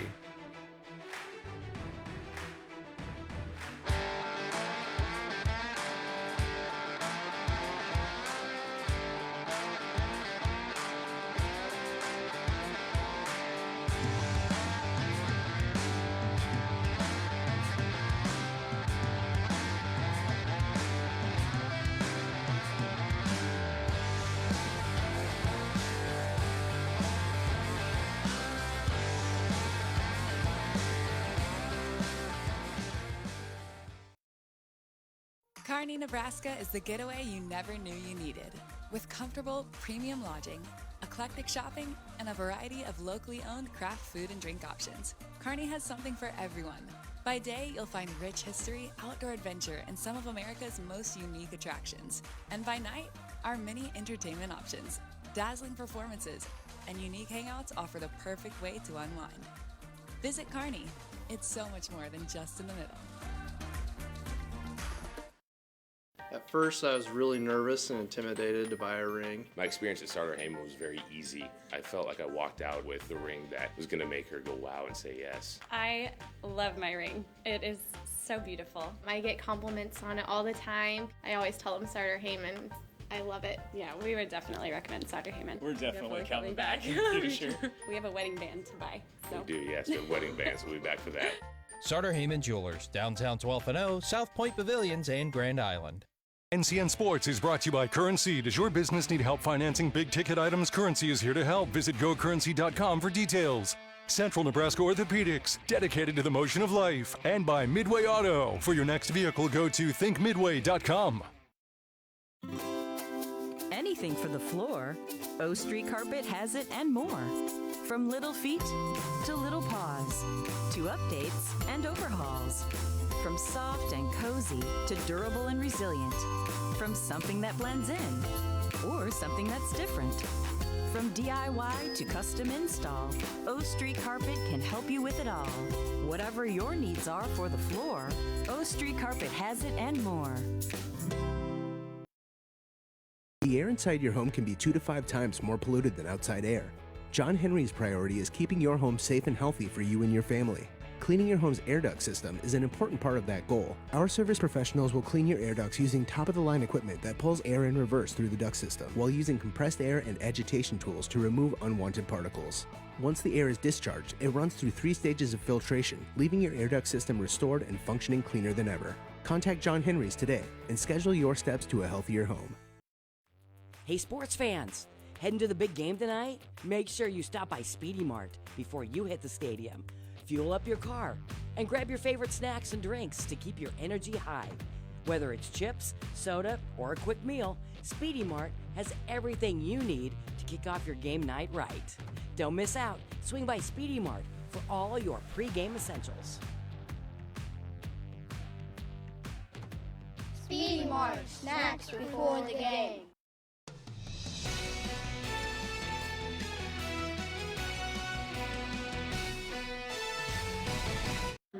Welcome back here to Seacrest Field, halftime on Thursday Night Football here on NCN. Lincoln East leading Grand Island 14-7. Brandon Axbit joined by very special guest Jim Hansen, Community Outreach Coordinator with Sand Hills Global and Currency, as they have been a presenting executive sponsor of sports on NCN for 3 years now, Jim. It's hard to believe it, and we're glad you're back for another year. It is great to see you, my friend, and my goodness gracious, we appreciate all the people watching, but if you're out there in Nebraska, what a beautiful night to go to a high school football game, high school athletics that are here. Get out and see some of those this weekend. It looks like it's going to be a great weekend Thursday and Friday, and hopefully the Husker game on Saturday too. A lot of excitement when you get to this part of the year in the state of Nebraska, and something that Sandhills Global and Currency does specifically is you guys have a lot of things that can help Nebraskans, farmers, ranchers.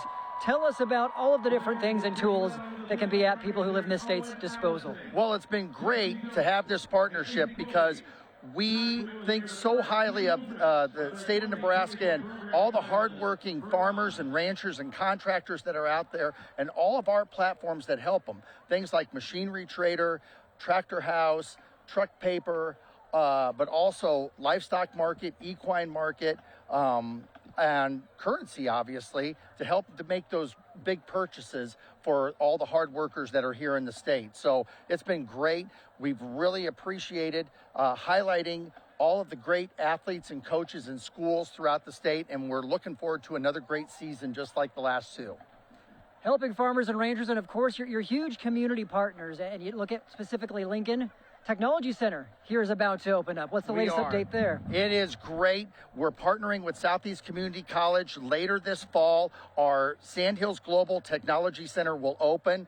Brand new. It's going to be a state-of-the-art technology school, probably the best in the region that will be over there. So any high school seniors, any young people that have just recently graduated that are interested in technology, interested in software development, IT support, any of that, we have great positions over there. And really, you know, for the parents that are out there, if you don't know what your student could do upon graduation, if they like phones, laptops, technology, we've got a special. So with our technology scholarship that we run through SEC, number one, we have paid internships. We have great paid internships. Second, we have tuition assistance. So we pay for your schooling while you're at SEC. Third, we have a clothing stipend that everybody gets, male or female. But the best one, SEC just opened up their dorms. We have free room and board for everyone. So it's almost a no-brainer. If you have a young person, wherever they are in the state, they're not sure what they want to do, come into SEC, come to Sandhills Global Technology School Center, come and find out, and we've got some great opportunities. I was going to say, I don't know what beats free room and board in addition to having your school paid for and having great opportunities with SEC and those scholarship options. Additionally, even if you're not a student, Sandhills Global has a lot of opportunities and positions open should you decide you want to jump into that field. Absolutely. We're looking for all sorts of type. We have many positions that are open. Software development, technology, marketing, product manager, facilities, production, many more. We have full-time positions, half-time positions, and as we said, paid internships for the young people that are going to college, wherever they might be in the area. And we have a 4.5-day work week. We have a flex day that goes with that. Great benefits. Really, it's been awesome to work out there with all the people that are there, and it's been awesome to work with you guys at News Channel Nebraska to get our message out to just such a great venue that's here. Jim, always a pleasure, and glad that we're working with Currency for another year as you guys are helping support more than 200 high school and college broadcasts across the state this year and every year. Absolutely. Thank you, and thank you to all the people that are out there watching throughout the state. All the great athletes and coaches and schools, we wish you the best of luck. Can't wait for all the state championships, all the state tournaments throughout the year. Get out and see some high school athletics this weekend. Jim Hansen with Sandhills Global, Currency being an executive presenting sponsor of high school sports on News Channel Nebraska. It's halftime, Lincoln East 14, Grand Island 7. We'll be back. Does your business need quick, competitive financing for heavy machinery, trucks, or other equipment? Currency is here to help. Whether you're financing construction equipment, farm equipment, trucks, trailers, or any other big-ticket item, Currency will automatically find the best rates. Currency facilitates loans for up to $500,000 with repayment terms up to 72 months. It's fast, easy, and free to use. Visit GoCurrency.com and apply today.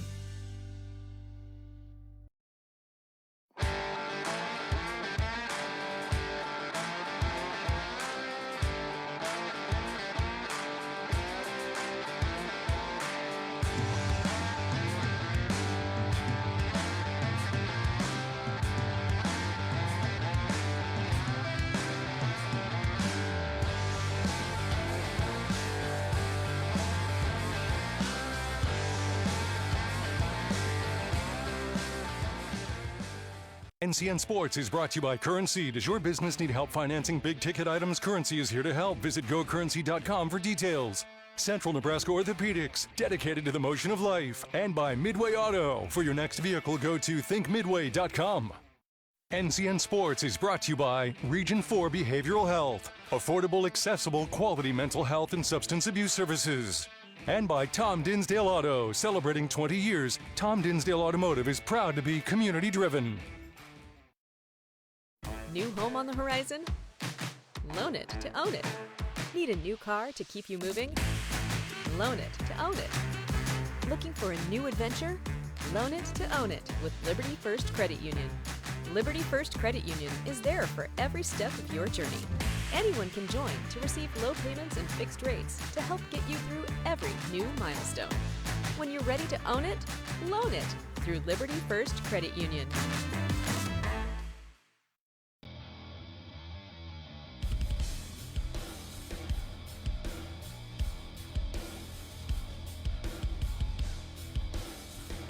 At the racetrack or the rat race round town, fuel matters.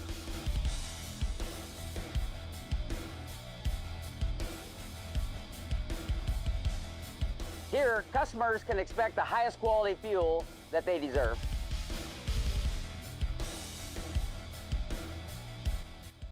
NCN Sports is sponsored by Platte Valley Auto. With our vast selection of new and pre-owned vehicles, exceptional car care, and custom service, you won't find a reason to visit any other dealership. And by Western Oil. Make your first and last stop to and from the game at your nearest Speedy Mart or Good to Go convenience stores today. Let your next adventure take flight in Sarpy County, Nebraska for some high-flying fun. Legendary family adventures. Out-of-this-world shopping. Star-studded evenings. And award-winning experiences. Our flights are never canceled. Stay, play, and plan your getaway at GoSarpy.com. The first time I ever took prescription opioids is when I got my wisdom teeth taken out. I think I was 16 years old. I must have gotten a 30-day script. I took them all in 3 days. I was stealing from people, buying substances on the street. I look back at that time with a lot of shame. That's not who I am. Opioid use disorder is not a moral failing.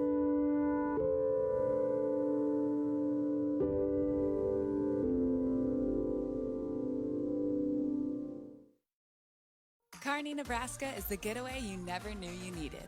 With comfortable, premium lodging, eclectic shopping, and a variety of locally owned craft food and drink options, Kearney has something for everyone. By day, you'll find rich history, outdoor adventure, and some of America's most unique attractions. And by night, our many entertainment options, dazzling performances, and unique hangouts offer the perfect way to unwind. Visit Kearney. It's so much more than just in the middle.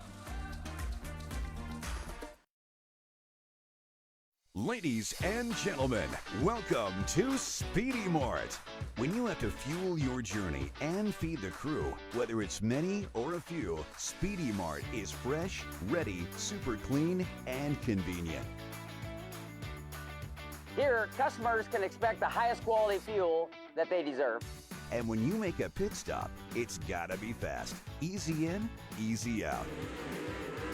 Speedy Mart for the win. Anything for the floor, O Street Carpet has it and more. From little feet to little paws, to updates and overhauls. From soft and cozy to durable and resilient. From something that blends in or something that's different. From DIY to custom install, O Street Carpet can help you with it all. Whatever your needs are for the floor, O Street Carpet has it and more.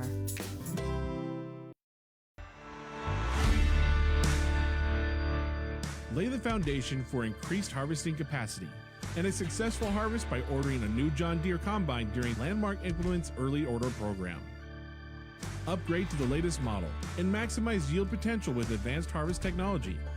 Customize your combine and secure the best discounts and financing options of the year.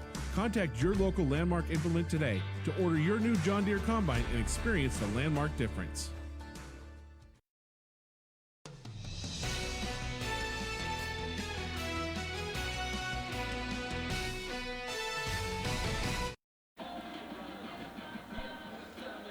Halftime here at Seacrest, 14-7 Lincoln East.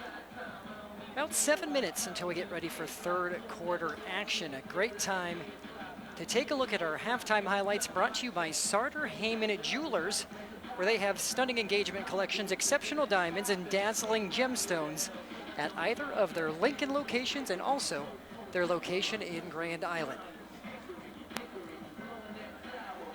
So starting things off, we had a field goal that was long enough and just missing by the Spartans that would have made it a 3-0 ball game. East does get the ball back and go for it here, Jack, on fourth down, and the Grand Island defense, they hold to keep it 0-0 in that first quarter. Yeah, the Grand Island defense was outstanding on that goal line stop. But Spartans get it back, and here's our first score of the game. 51 seconds left in the first. Ryan Manning hits Landon Lingenfelter on an absolute dime, 10-yard strike, 7-zip East.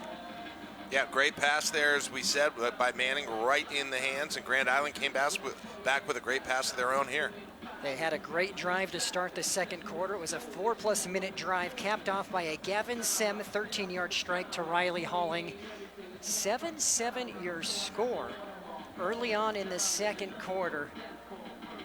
And we had some wild swings of momentum throughout that second. Here you have a great, effort by Manning, rolling out, showing his skills, evading rushers as best he can, but this was on fourth down, Jack, and Grand Island ultimately makes the play, gets the sack, and takes over on downs for the second time. He did go down on about the 44 there, by the way. We were trying to figure that out. Yeah.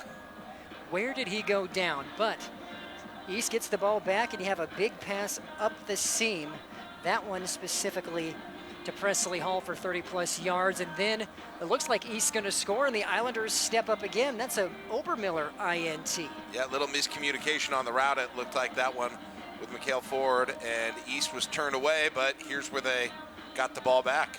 Yeah, you have the pick. Grand Island's feeling great. A huge run, and the ball pops out. So right after the interception, that play you just saw, and the Spartans get it back before the end of the half, and they do take advantage. Manning, the pump fake, finds Mikhail Ford in the end zone. That was a 4-yard touchdown pass. 17 seconds to play, and the Spartans go up 14-7 to give us the score where we currently sit. Yeah, East essentially got a redo on that drive after they threw the interception on the miscommunication with Manning and Ford. That time they were able to convert it. As I said, 3 of the best passes tonight on those touchdown passes that we've seen from both these quarterbacks in this game. There's about 4 minutes until third quarter action. We'll take a break here in the halftime show on NCN. Does your business need quick, competitive financing for heavy machinery, trucks, or other equipment? Currency is here to help. Whether you're financing construction equipment, farm equipment, trucks, trailers, or any other big-ticket item, Currency will automatically find the best rates. Currency facilitates loans for up to $500,000 with repayment terms up to 72 months. It's fast, easy, and free to use. Visit GoCurrency.com and apply today. For over 40 years, Claybaugh Pharmacy has been your trusted, family-owned, full-service pharmacy. We provide traditional medical options, medical equipment, immunizations, and over-the-counter products. We take pride in going above and beyond to improve the health of our community. And to ensure you have a seamless experience, manage your profile and refills with a touch of the finger from home. Claybaugh Pharmacy in downtown Beatrice, your hometown family-owned pharmacy. Women have a 1 in 8 chance for developing breast cancer. Early detection makes a difference. Beatrice Community Hospital's Imaging Center can help with the latest technology, from screening with 3D mammography, breast MRI, breast ultrasound, and breast biopsy. All services conveniently located in the BCH's Imaging Center. Schedule your screening today. Incredible care, incredibly close.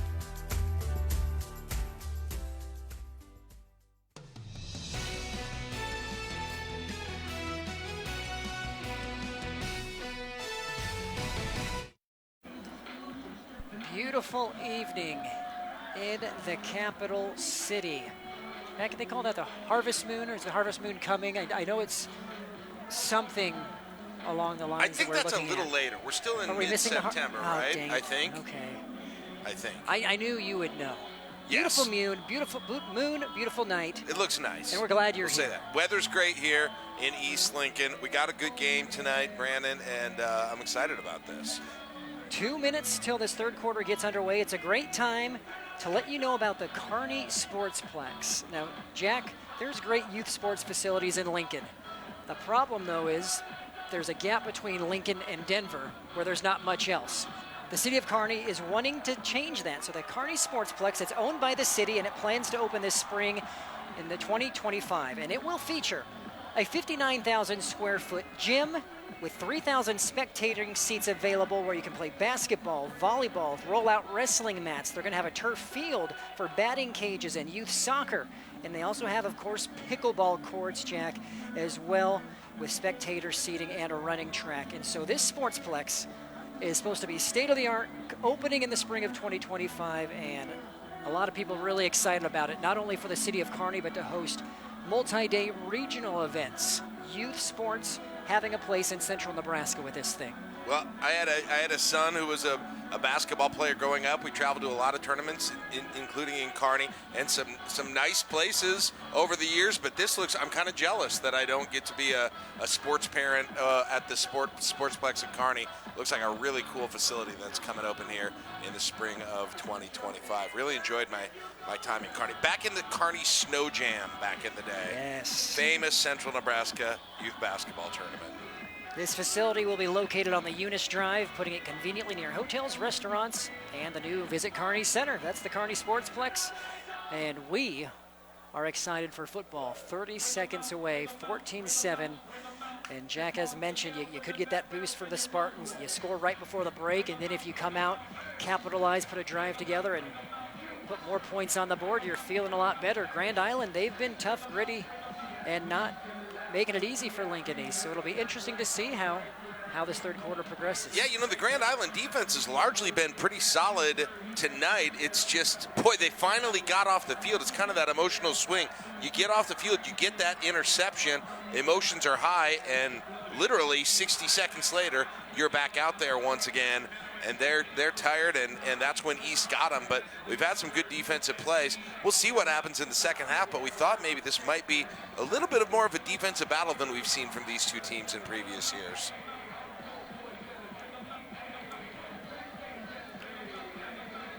So Luciano Martinez, or excuse me, Thatcher Panowitz, the soccer player for the Islanders, will get us started, and they go for trickery.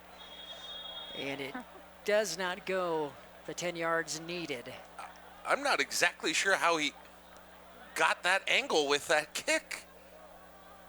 That was something. It went almost exactly horizontally. Yeah, it was kicked off at the 40. It goes about 2 to 3 yards.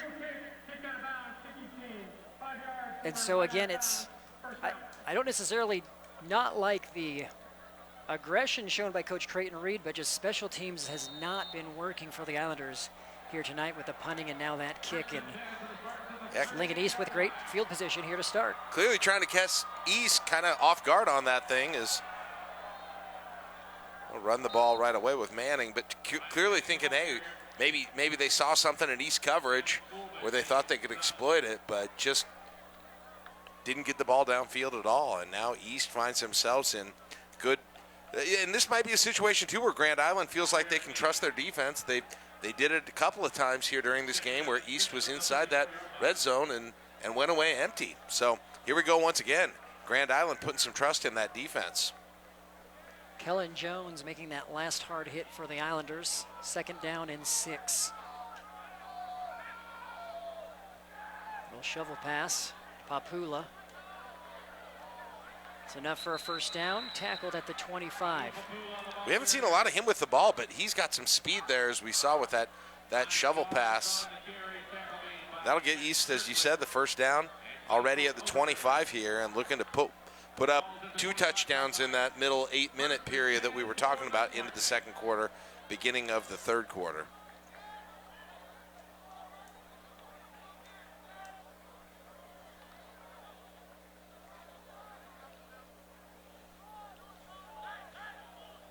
receivers. Down on the bottom of the screen, we got Ford split out there. He's one of those favorite receivers. Manning fakes the pitch, keeps it, gets one.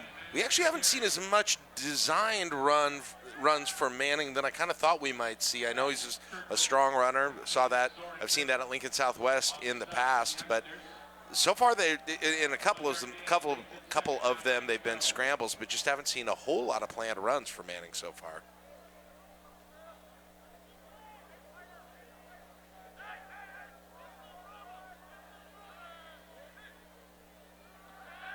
Quick hitter to Ford.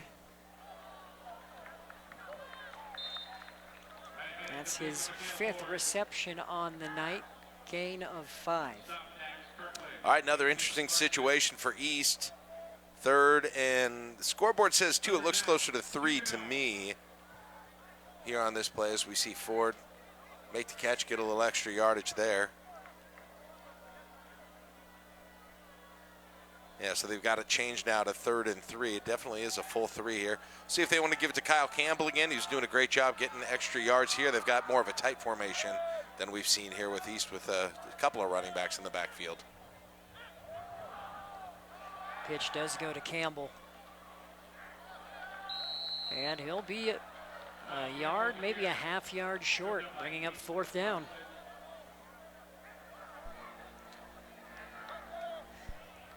This 3rd quarter is brought to you by Husker Rehab, where they treat the cause of the pain, not just the symptoms. Husker Rehab.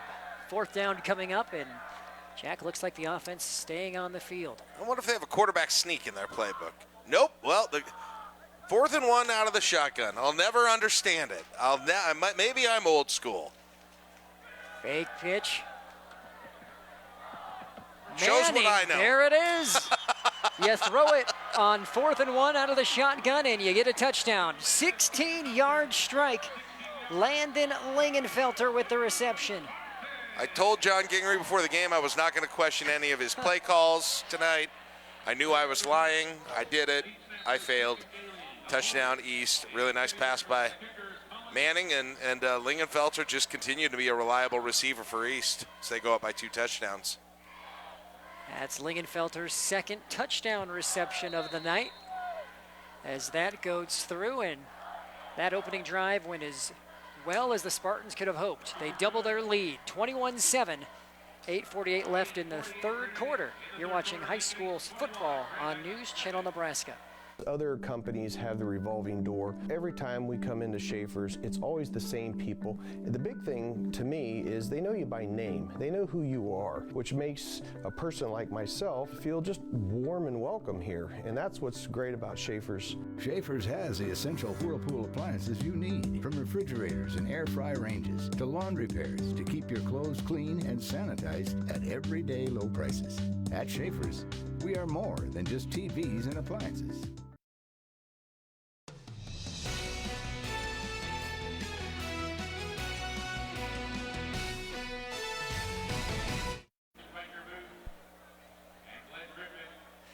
Welcome back, Lincoln East.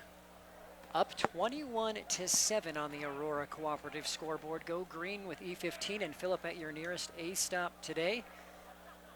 4th and 1, Jack. Shotgun pass. That's what I always say. I'm always like, 4th and 1, the one thing I want to do, get in the shotgun, pass the ball. I've said it for a long time now. And it shows why there. Open receiver. Got a return here on this kick from Grand Island.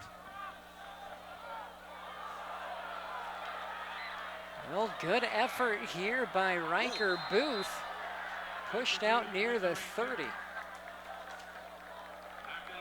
Big hit on that play. That was the kicker who made that hit on that play.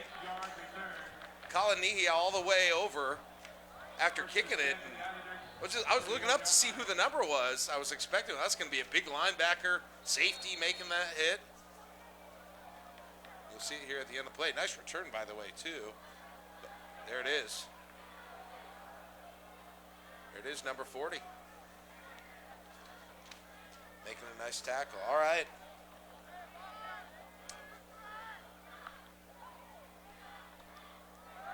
So Sem dumps it off to Halling on 1st down. He's ushered out near the 35. make a comeback here. They're going to need Wheeler. You know, obviously they'll continue to give him the ball after that unfortunate fumble here just a little bit ago. But see if he can pop another one of these, because that was a pretty good, pretty dandy run here up until he got the hat on the ball and lost it. And right now the kind of the flats passing game not working at all as East with some really sure tackling there. Nothing for Halling there. Papula making the tackle, so it's now 3rd and 6.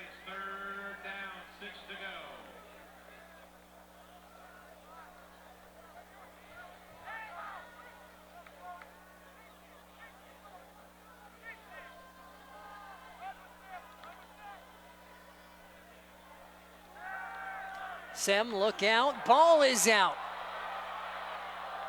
Picks it up. Oh my goodness. He almost completed that to Bauer, but more impressively, the sophomore showing presence of mind to not take a huge loss. And I don't think the guys in the East backfield, at least one of them, didn't realize that the ball was out. The sideline was going nuts trying to tell him, because the way that it popped out, yeah, look, they didn't know. They had no idea. So I thought Sem might just fall on it. He doesn't. He sees a guy, and he saw him. I mean, it's just tough to make that pass the way that he did. Another low punt, but better coverage for the special teams of GI as they have an exciting 3-and-out. I guess so. Wow. It's quite the play. If he had completed that, that would have been that might have been a SportsCenter highlight tonight. Grand Island's defense needs to step up here. You run the risk if you give up another East touchdown of this thing getting away from you.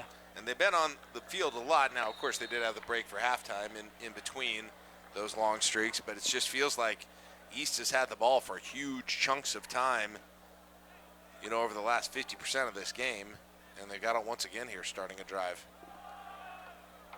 Campbell with space. That's a 1st down. Nice run there by Kyle Campbell. He's gotten better as the game has gone on. And, you know, probably goes a little bit too. Grand Island just staying on the field, and East says, hey, we're going to start doing the body blows with the running game here.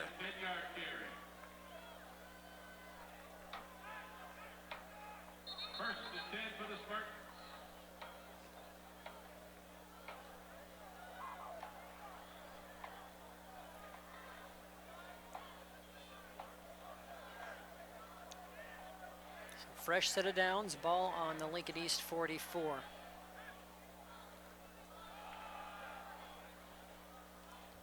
More hard yards from Campbell. Nice hole for Campbell in the middle of that East offensive line, and I think the Spartans coaching staff thinking, hey, let's eat a little time off this clock too.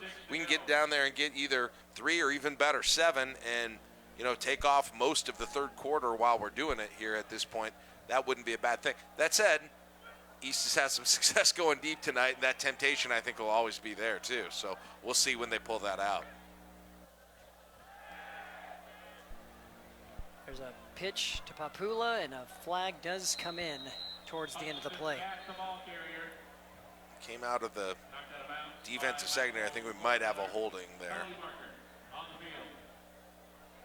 Flag, I should say, thrown toward the offense, thrown toward the line of scrimmage from the defensive backfield.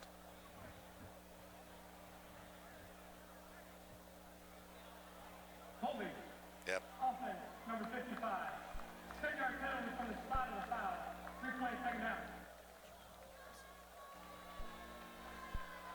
Timeout for injury. So we have an injury timeout. There's a player on the far side of the field currently being tended to by Islander training staff. We'll take a break. 6:20 to play here in the 3rd. Does your business need quick, competitive financing for heavy machinery, trucks, or other equipment? Currency is here to help. Whether you're financing construction equipment, farm equipment, trucks, trailers, or any other big-ticket item, Currency will automatically find the best rates. Currency facilitates loans for up to $500,000 with repayment terms up to 72 months. It's fast, easy, and free to use. Visit GoCurrency.com and apply today. If you're looking to be confident in the used vehicle you're buying, Midway's got it. Our lowest hassle-free prices every day on a great selection of Midway certified pre-owned vehicles. Buy confident at Midway Auto Dealerships in Kearney, Nebraska, or thinkmidway.com. Second down, 11 yards to go. All right, we're out of the injury timeout. Second down and 11 for the Spartans midway through the third quarter. Manning rolling out, and again putting it right on the money. I think we've seen that play before with Manning on the run. Might have a little cramp action for, I don't know if Lingenfelter's hurt or if he's cramping up there on the sideline, but he's down at the moment. Looks like, yeah, they're stretching him out now. Yep. He's cramping up, and we got someone down at, it looks like another cramp too on the field as well for Lincoln East. Don't have a number yet on that. Oh, maybe that one might not be a cramp. Might be looking at his ankle there.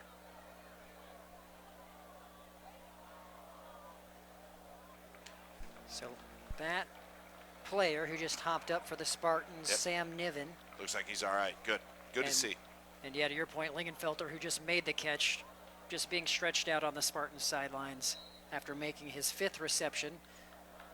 2 of those 5 receptions going for touchdowns. All right, 3rd and 2 for the Spartans. They've liked to pass in this 3rd and short situation in the past. It's 3rd and 2 for the Spartans. Looks like they got Tucker in the backfield this time.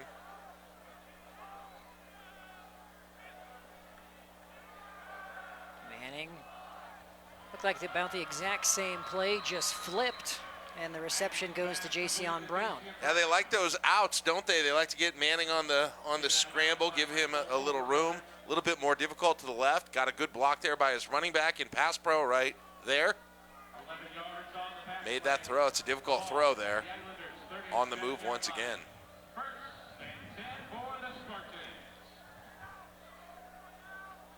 They really like moving that pocket for Manning and letting him have those receivers. Just kind of a clean view on those out patterns especially.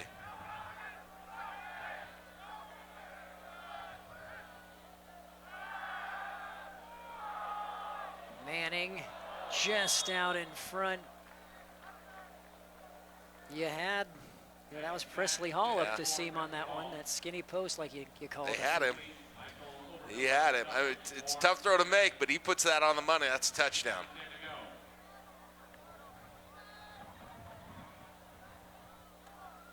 Replay brought to you by Beatrice Community Hospital. 2nd down and 10 upcoming.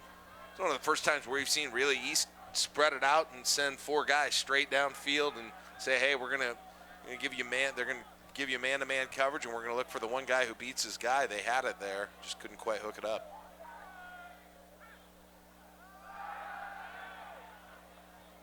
Manning rolling, and there it is, Ford. Ooh. Look out, putting defenders on skates. 13-yard gain, another 1st down. Boy, some nifty moves there by Ford, and now he's cramping up on the sideline as well. The 3rd player for East in about a series of 4 plays here that's had cramping issues, but meanwhile, Ford making some nifty moves there. Showed his athleticism a few times here, Brandon, in this game, and why he's garnered interest here in this offseason, and as we mentioned earlier, committed to play football at North Dakota State for college. Timeout on the field. We'll take a break at the 5:39 mark. You're watching high school football on News Channel Nebraska. Anything for the floor, O Street Carpet has it and more. From little feet to little paws, to updates and overhauls. From soft and cozy to durable and resilient. From something that blends in or something that's different. From DIY to custom install, O Street Carpet can help you with it all. Whatever your needs are for the floor, O Street Carpet has it and more.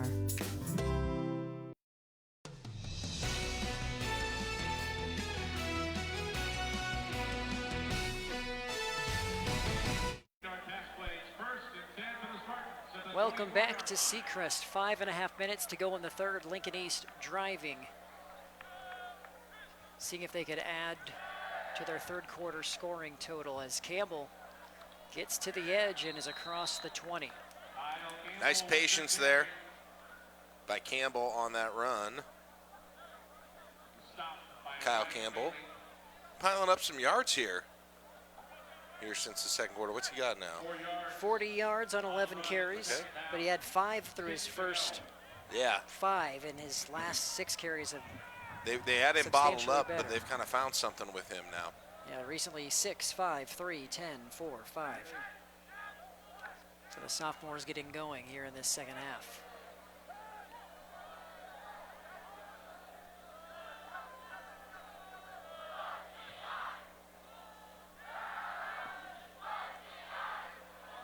Manning will tuck it this time. 15 out near the 10. Nice block on the outside by Huxton Cat. Wide receiver extended that play a little bit. Another nice run by Manning, and when you do roll him out like that, you give him that option. When he doesn't see it, watch here. Cat makes this block. Another first down for the Spartans. They can't get a first down here without scoring, because the line to gain is right on the 1 yard line right now. First and 10 for the Spartans at the 12-yard line.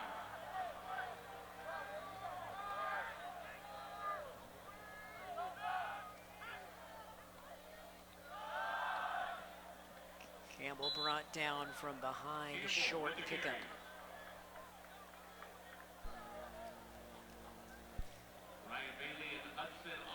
Well, this broadcast is made possible thanks to Midway. For your next vehicle, go to thinkmidway.com.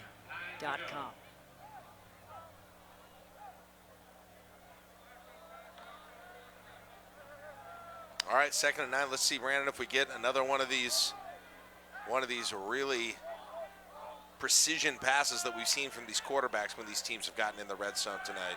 Maybe right here.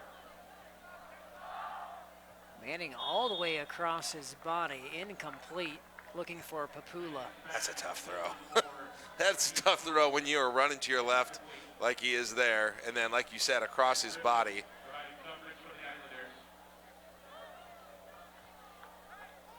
It's a little bit short-hopped it. Reminder that Lincoln High School Sports on NCN is presented by Liberty First Credit Union. Banking with purpose. Find out more at libertyfirstcu.com. It's also presented by Tom Dinsdale Auto. Outstanding service supporting a wide variety of community causes in all of their areas and athletes. Find out more on the web at dinsdaleauto.com. 3rd down and 9. Incomplete. Boy, not sure exactly what happened there. You know, it wasn't extreme pressure that Manning was looking there and going for the younger Manning on the pass, and it looked like, surprisingly, they weren't on the same page there somehow. So East going to put up 3, a minor victory there for Grand Island to hold East to a field goal attempt. We'll see if they can knock this through. 28-yard attempt for Nehe. And no good again. Big victory for the Islanders. What a shot in the arm there for Grand Island. And that's the second one that Nehe has just missed. So you have life, as you mentioned. The shot of the arm, Grand Island, you come down and score here. This gets this game interesting again. Nehe frustrated after that. Did you see what? We don't have a great angle on the goalpost up here. Which was that to the? Was it to the right, or could you tell? See if maybe we can get a replay and see if it is again. But here we go.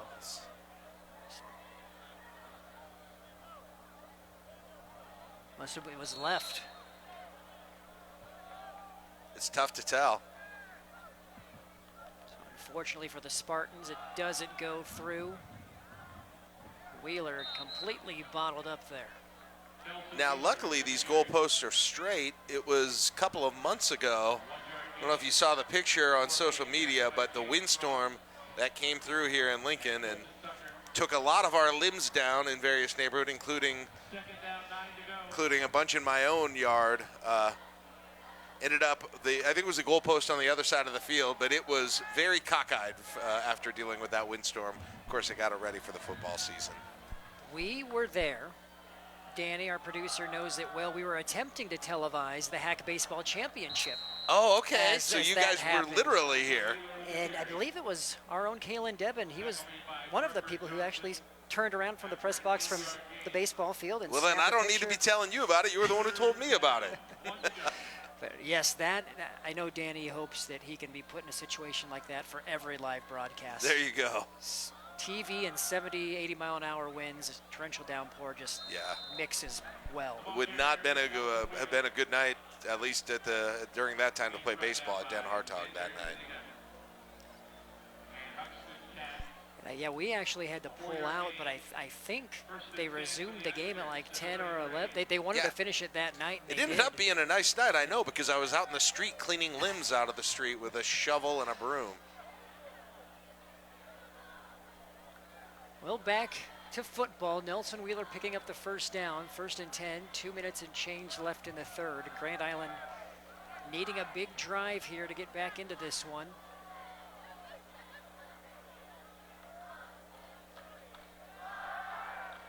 Hauling on the comebacker over his head.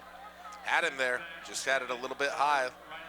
Boy, you know, Brandon, if Grand Island could put together a drive here, get in that rhythm that we saw them in earlier, you get a touchdown here, you have completely taken the momentum out of Lincoln East's hands with the missed field goal. Get down the field and score and get that defense displayed, you know. 21 points given up, but still, all in all, I'd say played pretty well tonight. Boy. I don't know if you saw it, but he had Halling over the middle on that one. Could have got it to him. I think he would be still running, maybe. Instead, it was.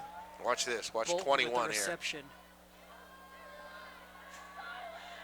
No one there in the middle of the field. Bolton still with the 5-yard pickup, but kind of locked on there. We'll see what happens here on 3rd down.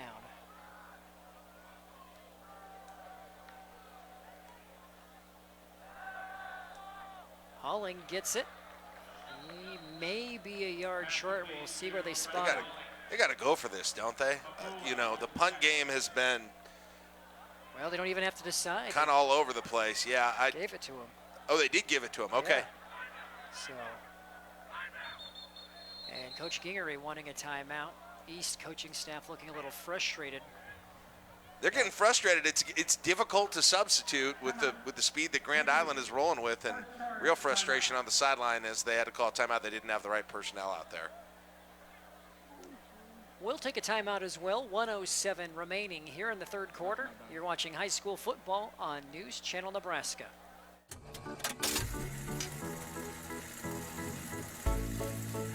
The way we use electricity has changed a lot over the years.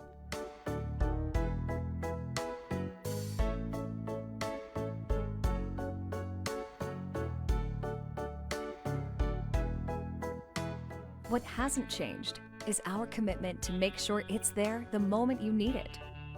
Nebraska Public Power District, always there when you need us.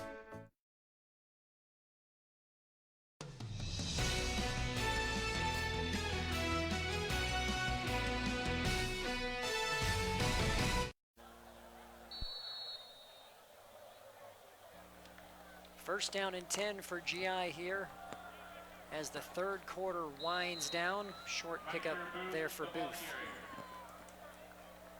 Tripped up by Colton Tucker.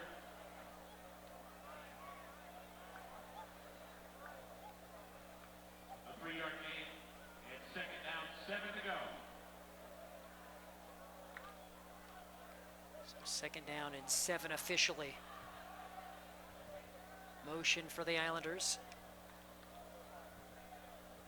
Handoff goes to Wheeler. Takes several hard hits, still ends up picking up 5. Nice strong run by their Wheeler.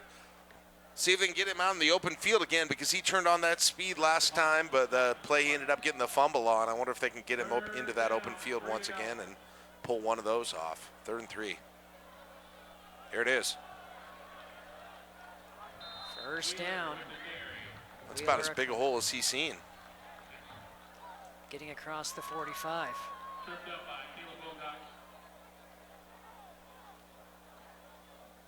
First and 10 at the 44-yard line. That'll be it for the quarter. 3 in the books, 1 remain. Lincoln East 21, Grand Island 7 here at Seacrest. Stay with us. We'll be back with the fourth here on News Channel Nebraska. At Nebraska Orthopedic Center, they provide comprehensive orthopedic health care. Their physicians are highly skilled in all areas of orthopedic and sports medicine, including spine surgery, foot and ankle, hand and upper extremities, fracture care, and total joint replacement. Their expertise includes the medical management of injuries through physical and rehabilitative methods or surgical intervention. To schedule an appointment or to learn more about Nebraska Orthopedic Center and their family of 25 physicians, go online to nebraskaortho.com. That's nebraskaortho.com. Nebraska Orthopedic Center is your healing destination.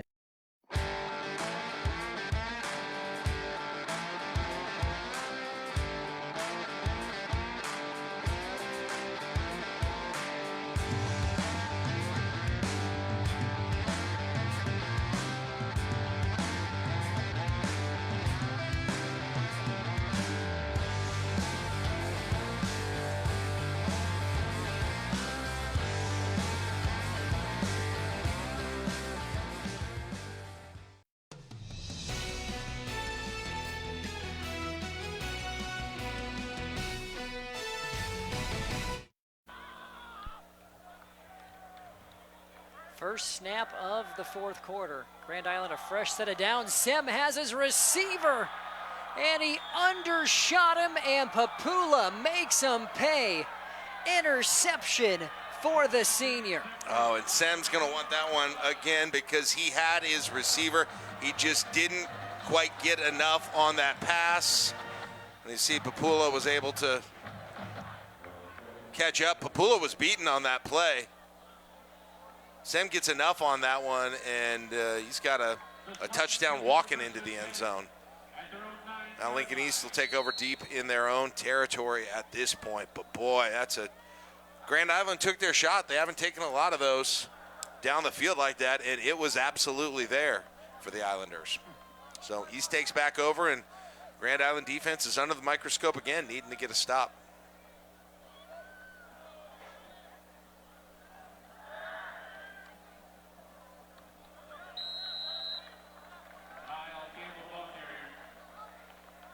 Short run for Campbell, but the Islanders, they need to get the ball back and ball back quickly. The clock starting to not become their friend.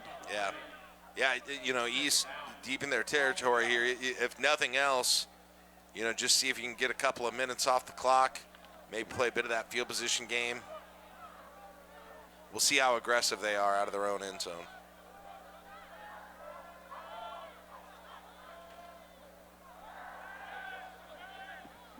Manning forced back inside.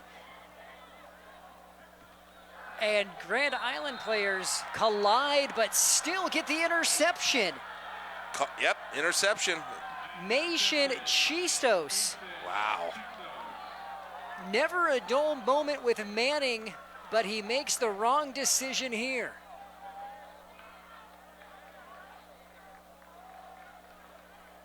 Boy, and he had a couple of guys who had a shot at that one. As he's throwing it again, scrambling to the left. And Grand Island, fortuitous. Well, I asked right before that play, we'll see how aggressive that they're going to be here. I think they feel like if they get Manning out on the scramble like that, if they get him on the rollout, like it really decreases a lot of the risk of the sack and perhaps interceptions too. But that one was just a throw that it just wasn't there. Can the Islanders capitalize? Wheeler bounces it outside. Minimal gain. Nelson Wheeler with the carry. Boy, and it's just been a story tonight of turnovers that have bailed teams out, bailed these defenses out, frankly, of you know, problem situations. That wasn't necessarily a problem situation for Grand Island, but that's what we've seen multiple times now on both sides of the ball. Right back to Wheeler, 3, maybe 4. Boy, it feels like he's going to be able to pop one of those again. He hits that line so hard, and credit to Lincoln East defensive line there, slowing him down. He's running hard, making good tackles. Of course, he did get 4 yards there on the play. Now sets up a 3rd down in 4-down territory for the Islanders. And Sem's pass incomplete. He had good coverage. Caleb Wilcox, I believe, playing corner there. Let's get another look. Wilcox breaks on it. Nice Excellent play. Nice play, 4th down. You got to go for it here. You know, down 14. You're going to have to, if you kick a field goal, you're going to have to score 3 times, and I'm not sure what the kicking situation is like at Grand Island. So they're going to take a shot here on 4th and 6. East is bringing pressure. Holling's going to have to make a play after the catch, and he does just that. Drive continues for the Islanders. Really good read there by Sem, and got it to Riley Holling, who was just kind of sitting down there in the middle. Loose coverage by the Spartans, and there you go.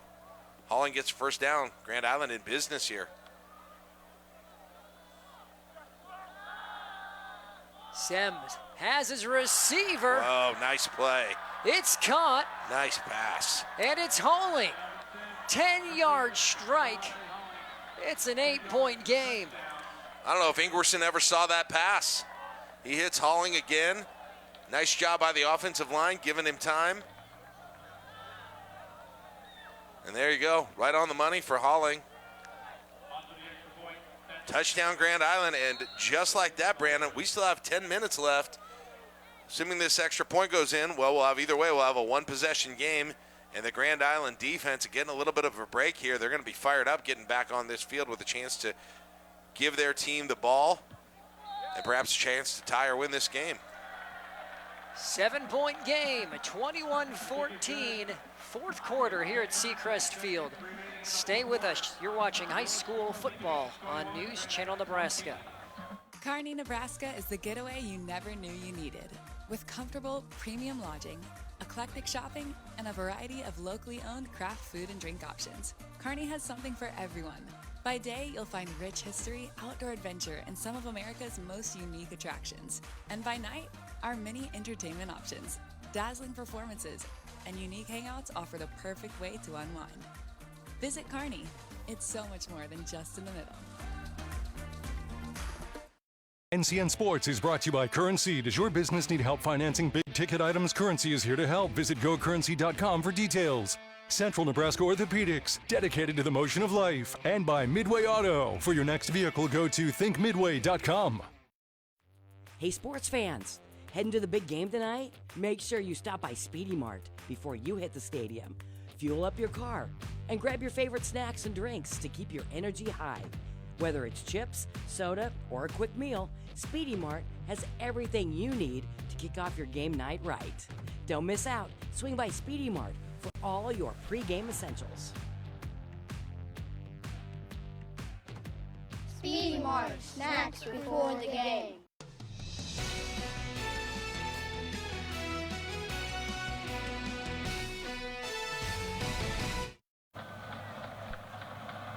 Seven-point game after Sem connects with Holling for the 2nd time tonight.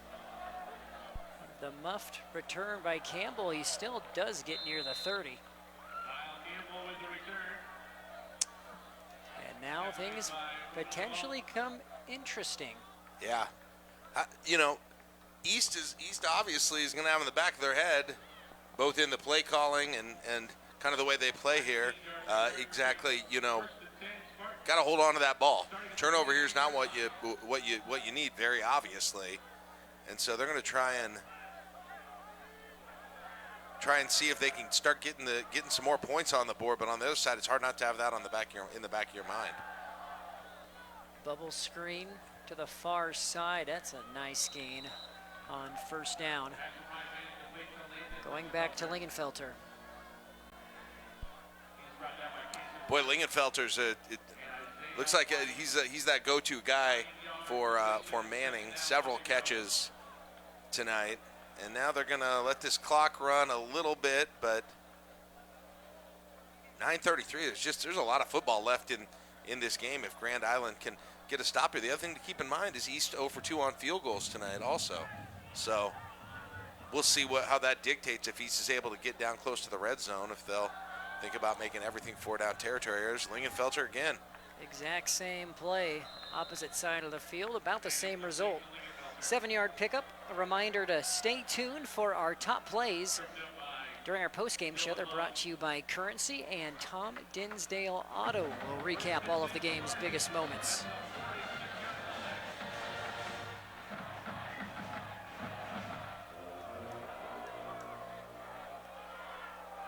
Fresh set of downs for the Spartans as they near midfield. And again, you still see Lingenfelter, no one on him. As this time it's a fake pitch keeper for Manning. Ooh. Wondered if they were going to go back to the well for the third time on that. Yep.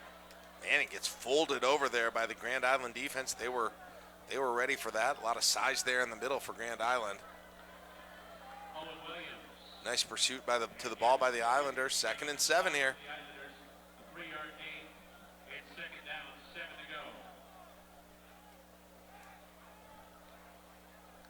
This has been that down the 2nd and 7 situation where they've gone to that Manning rollout here. See if they roll him here to the right side. Yep. Oh. Halling nearly jumped that. Instead, Lingenfelter is up the sidelines, and he's gone. 51-yard house call for Lingenfelter, his 3rd trip to the end zone tonight. Turned on the jets after he got out of the traffic there. And what was initially looked like kind of a risky pass here. Look at this by Manning, the Grand Island defender who almost got a paw up on that. Then Lingenfelter breaks one tackle and then just turns on the speed. Grand Island doesn't have the angle. And Lincoln East gets back to a 2-possession game, and a deflating moment for that Grand Island defense that has got that key turnover so many times tonight when they needed it. Lincoln East up 28-14 after the PAT is good. I did not realize he possessed that amount of speed. He turned it on, didn't he? 28-14 after that 51-yard score for Lingenfelter. East back in control. You're watching high school football on NCN. Does your business need quick, competitive financing for heavy machinery, trucks, or other equipment? Currency is here to help. Whether you're financing construction equipment, farm equipment, trucks, trailers, or any other big-ticket item, Currency will automatically find the best rates. Currency facilitates loans for up to $500,000 with repayment terms up to 72 months. It's fast, easy, and free to use. Visit GoCurrency.com and apply today.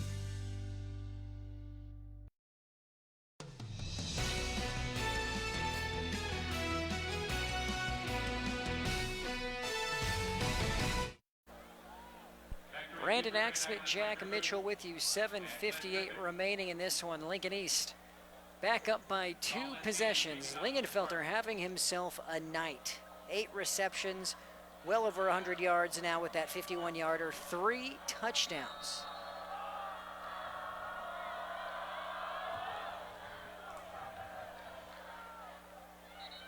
Grand Island once again forced to answer and answer quickly. Yeah, that is a gaudy stat night for Lingenfelter there.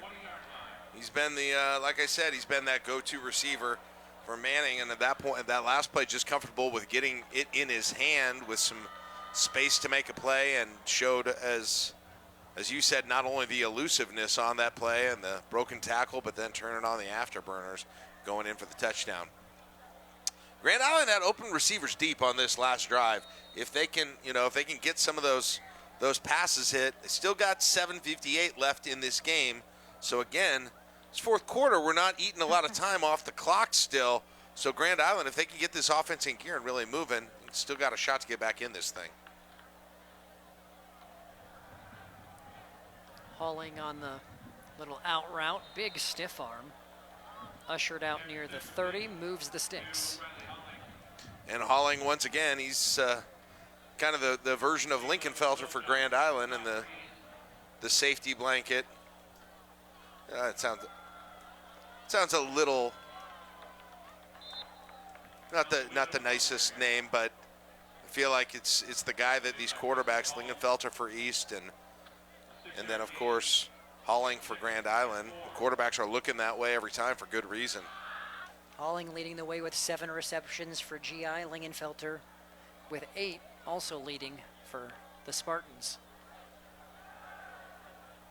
Sam throwing it up there into double coverage.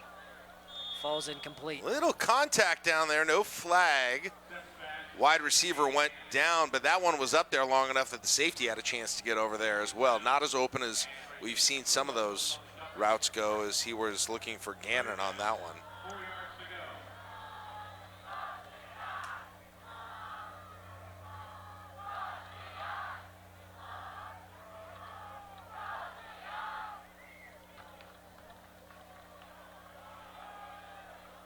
Wheeler gets to the second level. Nice Another run. first down. Nice strong run. Just make sure you get that first down. You had a 3rd and 4 there. Get yourself a new set of downs and maybe look downfield again here. 7:13, 7:12 remaining, as you can see there on your screens. Sam again going for that all. Again into double coverage. Again incomplete. Yeah, now that's the difference between the last 2 shots that he's taken. Is East has had that safety over the top that's been able to aid with the coverage. Broken up there, really difficult pass to get to there to make and get to, as East did a good job on the coverage. 2nd and 10. Grand Island taking some shots now, though.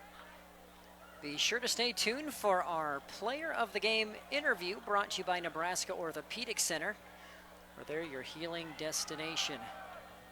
Wheeler across midfield. 12-yard gain. Carry number 23. 23 for number 22. Impressive. What a workhorse that he's been tonight, and doesn't look any worse for the wear right now.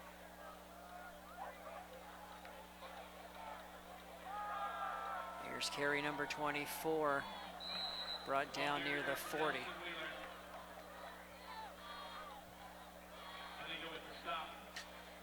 Now, he's starting to get chunks, but again, you got to think about the clock here at this point. They've already shown their onside kick once. Will they have to use it again? Oh, man. You got Papula basically right on his back, put the full body of his weight on him, trying to get him down. Let's check it out on the replay here. Actually, that was 23, Colton Tucker. Went down awkwardly, but he's back up. And Sem will keep this one, and Sem hasn't really displayed his legs all night, but he also picks up a late hit. And there's a second flag. We may have 2 penalties against Lincoln East. Well, for sure, one of them is going to be a hit out of bounds. Sem had kind of given himself up going out of bounds. I'm not sure about the second one, though. Yeah, well out of bounds there.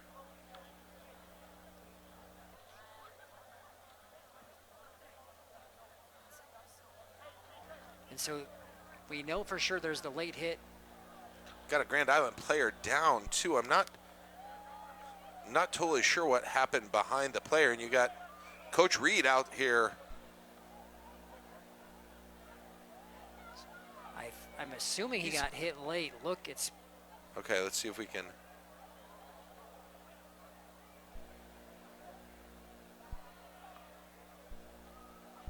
So I don't think that was the penalty that we saw. That the player that went, that's the player that went down there.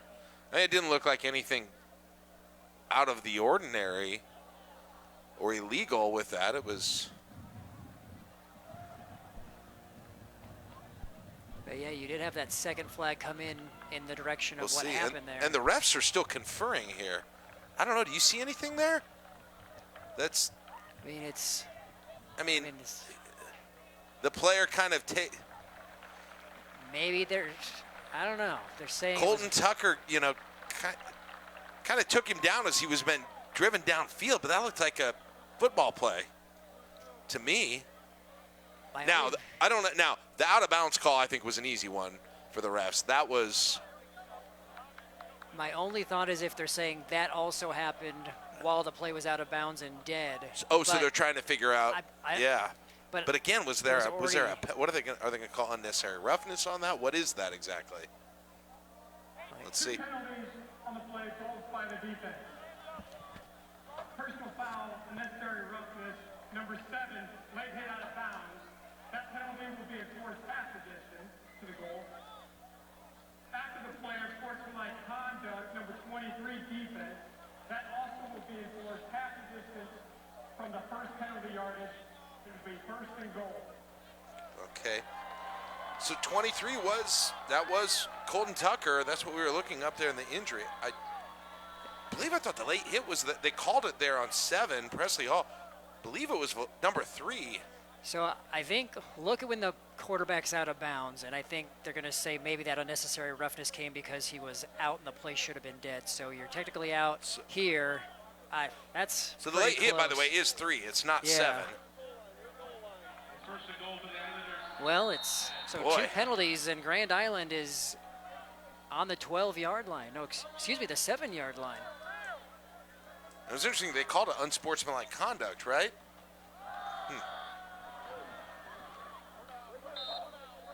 And so that's Booth, who takes that second consecutive carry. Now the ball on the 3. Honestly, a little surprised they don't have Wheeler in here up close to the goal line. Booth again right up the gut. And once again, I show why I'm not the coach. He's in there. 3-yard touchdown. Booth finds it, and it's back to a 1-possession game. Boy, what a sequence there. Nice job by that Grand Island offensive line there. Booth running hard, gets it in. And here we go again.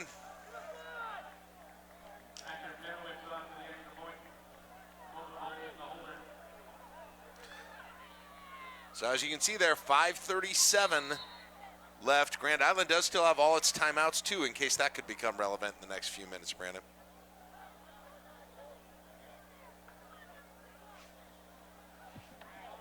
And the kick is low. No good.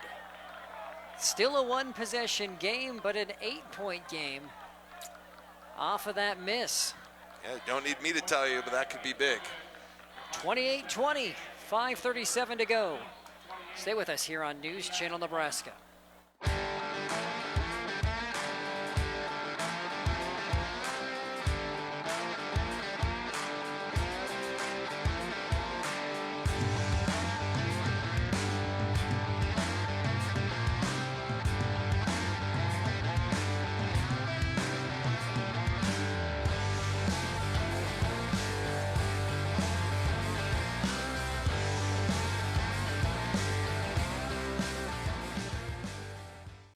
NCN Sports is brought to you by Currency. Does your business need help financing big-ticket items? Currency is here to help. Visit GoCurrency.com for details. Central Nebraska Orthopedics, dedicated to the motion of life. And by Midway Auto. For your next vehicle, go to thinkmidway.com.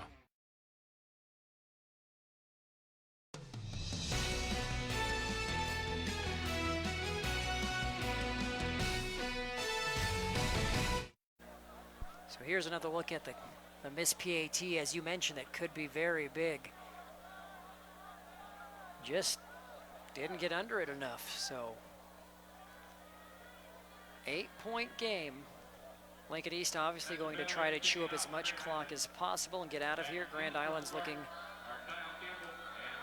for best case scenario, a 3-and-out, getting the ball back and a chance to score a touchdown, and now a 2-point conversion required to potentially force overtime.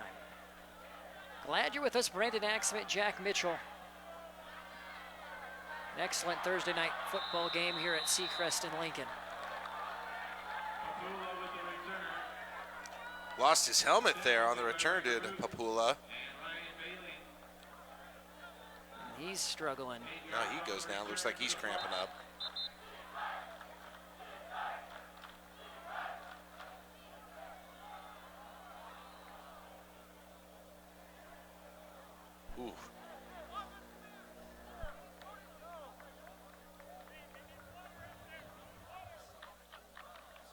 So again, it's, week 1 you see tons and tons and tons of cramps. Week 2 a little bit less. Week 3 you still have some, and generally you have to get to mid-season before you're not seeing this fairly regularly. Yep. In these high school football games when it's still in a situation. He had an arm on his neck too, so that probably doesn't feel too well either after that return. And fortunate for East, it took kind of an odd bounce there, ended up in his hands there, but I think they squibbed it, hoping, hey, let's kind of, let's see what happens with this thing, maybe force a mishandling by one of the up men.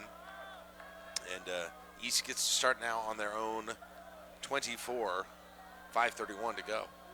First and 10 for the Spartans at the 24-yard line.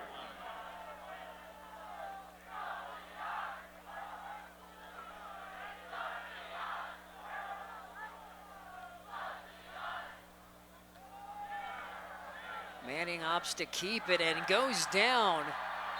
That's a loss of nearly 10. Boy. He started forward, and then it did just, again, there's always that temptation to try and make a little something out of nothing. He tried it there, and that cost him, 7 yards. 7 yards on that play, and now Grand Island defense is maybe smelling a little blood here. If you're East, do you go to the air? Apparently you do. You're not worried about the clock situation, but that stops it for Grand Island, and now you have a 3rd and long. It's the best possible situation for Grand Island there. Don't need to use a timeout, and I don't know that they would have at this point, just under 5 minutes, but also incomplete pass there that stops the clock, and you've now got 3rd and 17. Be sure I was just going to say, how aggressive will East be with this, with a potential deep throw? A reminder to stay tuned for our coach's post-game interview brought to you by Sarpy County Tourism. Stay play and plan your getaway at GoSarpy.com. We'll be talking to the winning head coach, whoever that is. 3rd and 17. Manning on the run, and it's incomplete again. The Islanders will get the ball back with plenty of time. Nice play there to get a hand on it. I believe that was Wyatt who got a hand on it there. Manning again out there on the run. Nice athletic play. He did. I mean, he had Lingenfelter down there if he could have got it over the head. I don't know if he would have been able to catch it inbounds, but he had them at that point. And then once again, Brandon, that stops the clock again at 4:44. East punt team coming out.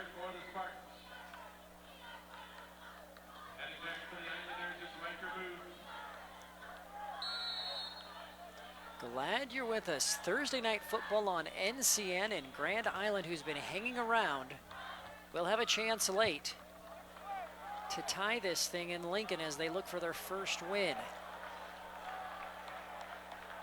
A good punt and a favorable East roll will see this downed inside the 25. Yeah, if you're Grand Island, if you can just fair catch that thing, you might get 10, 15 yards. Instead, you start back at your own 25. So the scene is set, Brandon. 4:31, 8-point game here in the 4th quarter. Lincoln East 1-1 on this season. They dropped their opener to Elkhorn South, a team that many expect to be able to make a deep run in the Class A playoffs. They bounced back last week, went to North Platte, defeated the Bulldogs 35-28. Grand Island, on the other hand, they're looking for their first win of the season. Wheeler back in, and he has room to work with across the 40 before he's pushed out. And I was just going to say before that play, you got a nice situation because you can use Wheeler in the toolbox that you've got right now. You don't have to be too worried about the clock. 3 timeouts, just over 4 minutes to go. Don't be afraid to give it off to him multiple times here. And he seems to be getting stronger as this game's going on as well. 17 yards on that carry. Back to the junior. This time he's hit. Still going. Wheeler across midfield. What should have been a loss turns into a 12-yard pickup, rather. Incredible strength by Wheeler. His knee didn't go down. Looked like he was dead to rights. Looked like he ran into a run blitz that Lincoln East had called. Looked like the right call for the right situation there. And let's look at this here. Got out of that thing and then fell forward after it. Picks up the first down. But they'll keep going to him here. Nope, roll out. Sem to Halling across the 40. Grand Island is moving. Now, I wonder if Grand Island already has their perfect two-point play picked out. Be hard not to at least have that in the back of the mind right now if you're calling plays for Grand Island. Is we got a player went down. Is that an East? No, it's Grand Island player.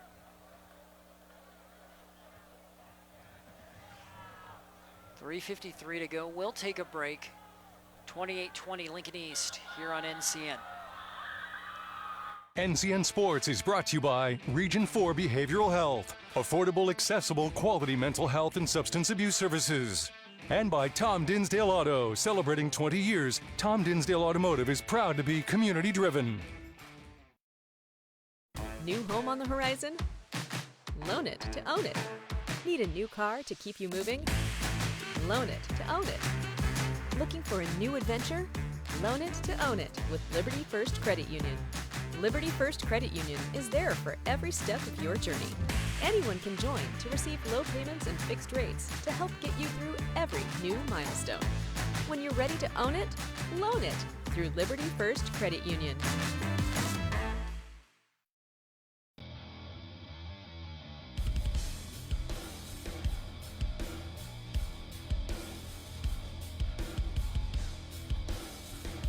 At the racetrack or the rat race round town, fuel matters.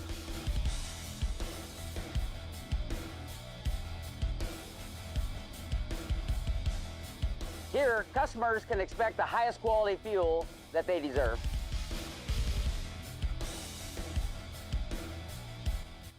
NCN Sports is sponsored by Platte Valley Auto. With our vast selection of new and pre-owned vehicles, exceptional car care, and custom service, you won't find a reason to visit any other dealership. And by Western Oil. Make your first and last stop to and from the game at your nearest Speedy Mart or Good to Go convenience stores today.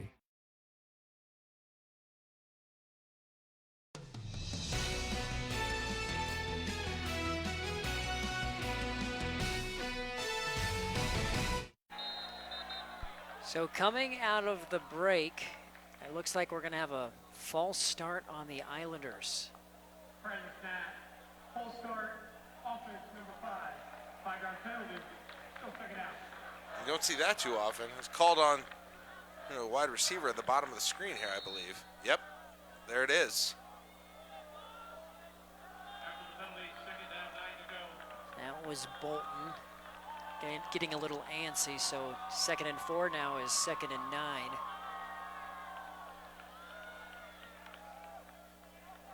And a second jump, this time a lineman for GI moves.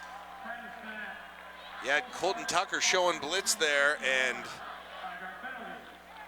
right away, I believe it was 71 along the offensive line, got a little jump. No, it was the guard 51. Little jumpy there. And now GI finds themselves in 2nd and 14 position. They've been able to kind of get the running game going on this drive and the short passing game going. But they got a lot to get here.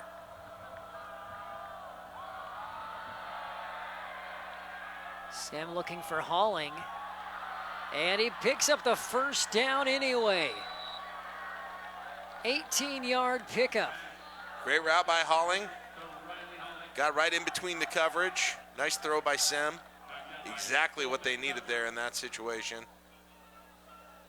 Breaks a tackle on top of it, gets the first down. Picks the whole thing up. Clock is running here, Brandon. Again, 3 timeouts, so I don't think Grand Island's real worried about it here at this point.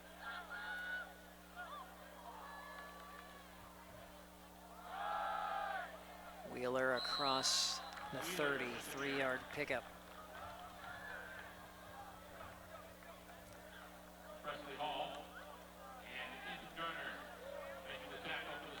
It's got to be tempting to just keep going to Wheeler right now, I think. I mean, see if you can get him 50 carries in the game. Well,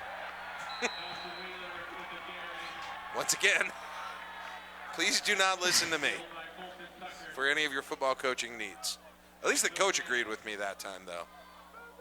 Nice job by the East defensive line. They were ready for that. 29th carry, four-wheeler. That one goes for a loss of 2. Brings up 3rd and 9.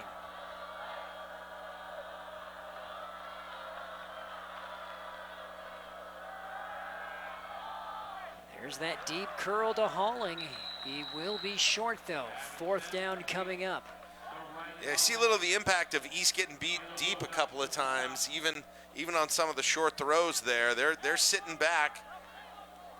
They're giving Grand Island the underneath stuff, and here we go. Everything on the line right here. 4th and 2.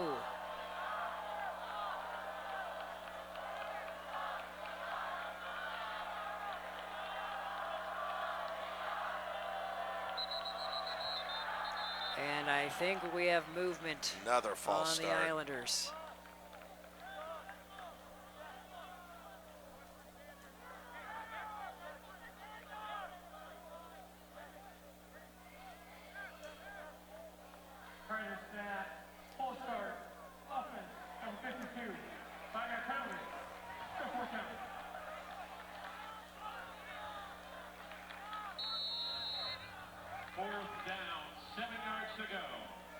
Just a little flinch.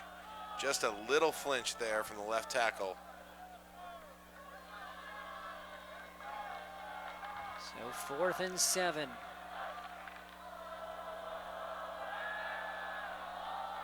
Incomplete. The ball drops to the ground and the East defense holds. Now, Grand Island does still have 3 timeouts left. They've kept them in their back pocket. They didn't use any of them there, so we're looking at the replay. And even if that's completed, it was going to be close as to whether or not he'd gotten enough for the yard to gain. And so now, I mean, you get 3 stops here. You can get that offense back out one more time, but if East gets a first down, that'll probably be curtains.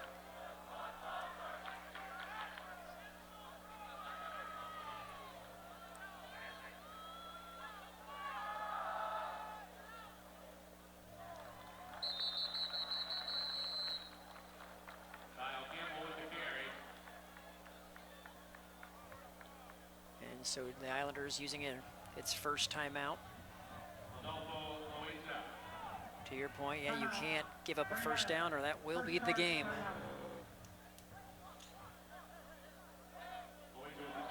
Blake Gronewald looks like shaking up on that play for Lincoln East. Didn't end up getting anything on that play. So 2nd and 10, 1:30. This has been a great game. Glad you're with us on News Channel Nebraska. Reminder, this broadcast is made possible and presented by Liberty First Credit Union, banking with purpose. Find out more at libertyfirstcu.com. It's also presented by Tom Dinsdale Automotive, celebrating 20 years. Tom Dinsdale is proud to be a community-driven, delivering great deals and outstanding service.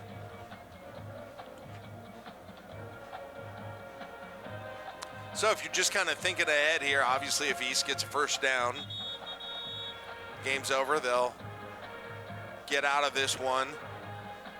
If, on the other hand, Grand Island's able to stop them the next 2 plays, force a punt, get the ball back with probably, about 1:10, probably no timeouts unless East is going to try and pass it and throw an incompletion here. I think East will probably run at both of these plays.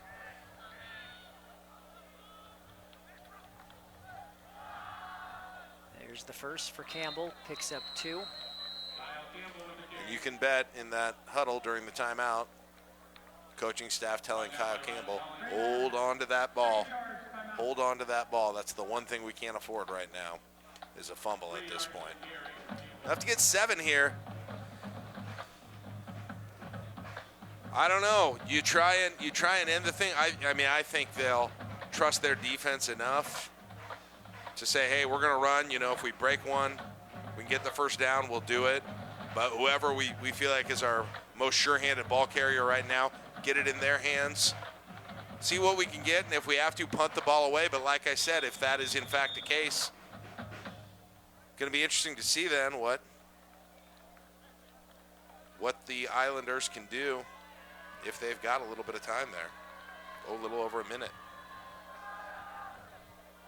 Well, we know at this point, whatever you think they should do, they're going to do the opposite. I think if they get it back, they should pass it. There we go. I think I'm going to be right about that one. You know what? We'll see, though. Oh, East is going to RPO. And Manning throws it, and the clock stops. Oh. I mean, it's exactly what you don't want him to do there. You know, I think they had him roll out like that and probably said to him, look, if you've got it, great. If you don't, go down, right? Go down or run and see what you can get. And he didn't have it, but he threw it away. And, you know, I guess that was probably in his mind not to take the loss. Both of his receivers in that route were double covered. So Grand Island gets to take a timeout into this. Nice punt. Very nice punt.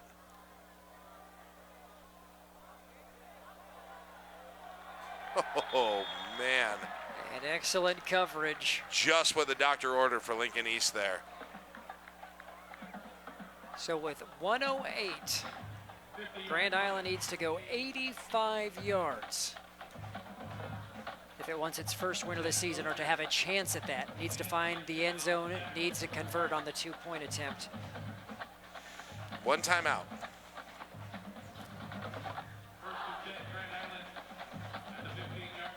Well, one thing Grand Island has experience in is going fast. That's kind of the lifeblood of this offense is getting up to the line, getting the play in quickly. So this is an unfamiliar territory for them, but they still obviously going to have to. They're not going to have a ton of plays here. So you're going to have to get some big chunk ones. And Sem, don't know if that was intentional or not. He picks up 8. Looks like he bobbled the ball. Yeah, that was interesting. The ball kind of slipped out of his hand. They're not going to use this timeout yet, I don't think. But still, they're losing valuable, precious time here. Now to Wheeler, right up the middle. It's a first down. 6-yard pickup. That puts him, Jack, at 30 carries, 168 yards. Oh, my God. That's ridiculous. That's impressive night for that young man. Talk about shouldering a lot of load there. And Sem forced to throw that away from the pressure. Already down to 33 seconds.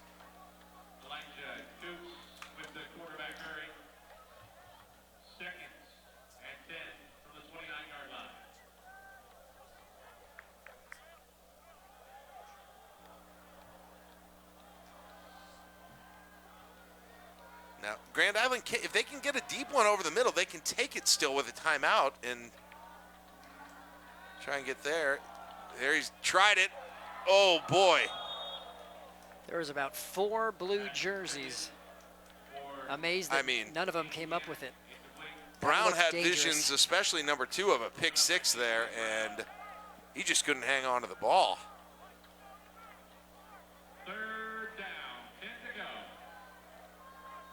I think everybody thought he had the ball, but he dropped it. So now 3rd and 10 here.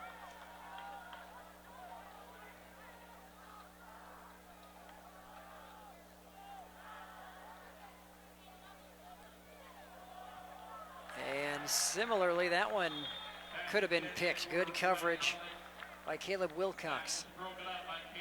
Boy, that East coverage is really good right now. And now you got to get the 10 yards to stay alive. You can get your 10. You got the timeout, right? Even if you don't get up, you can even come down and before the clock starts running after the chains are moved, spike it if you need to. So again, you don't have to necessarily go for a huge chunk here. You just got to get the 10, still with 23 seconds left in the timeout. Islanders needing this, and it falls incomplete.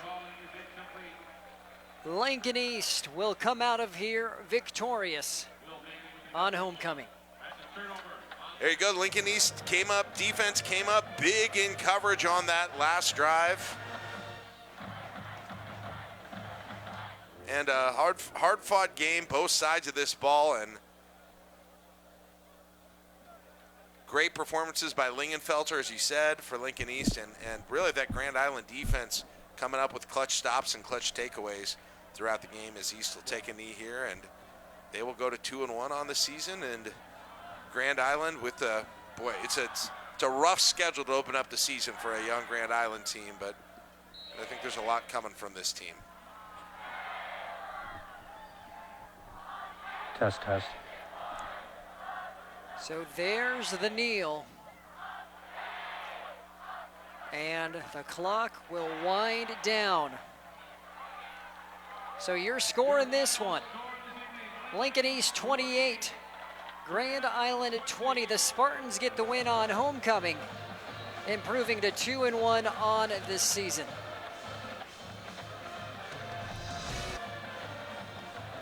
Islanders drop to 0-3.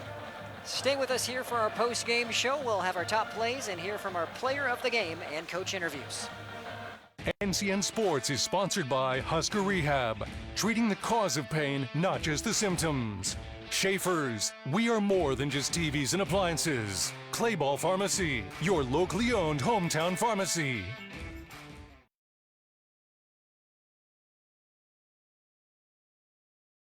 NCN Sports is brought to you by Western Oil. Make your first and last stop to and from the game at your nearest Speedy Mart or good-to-go convenience stores today. Use Safe Pharmacy, dedicated to the well-being of all our customers. And by Zollner Ford Lincoln, proud to be your local Ford and Lincoln dealer.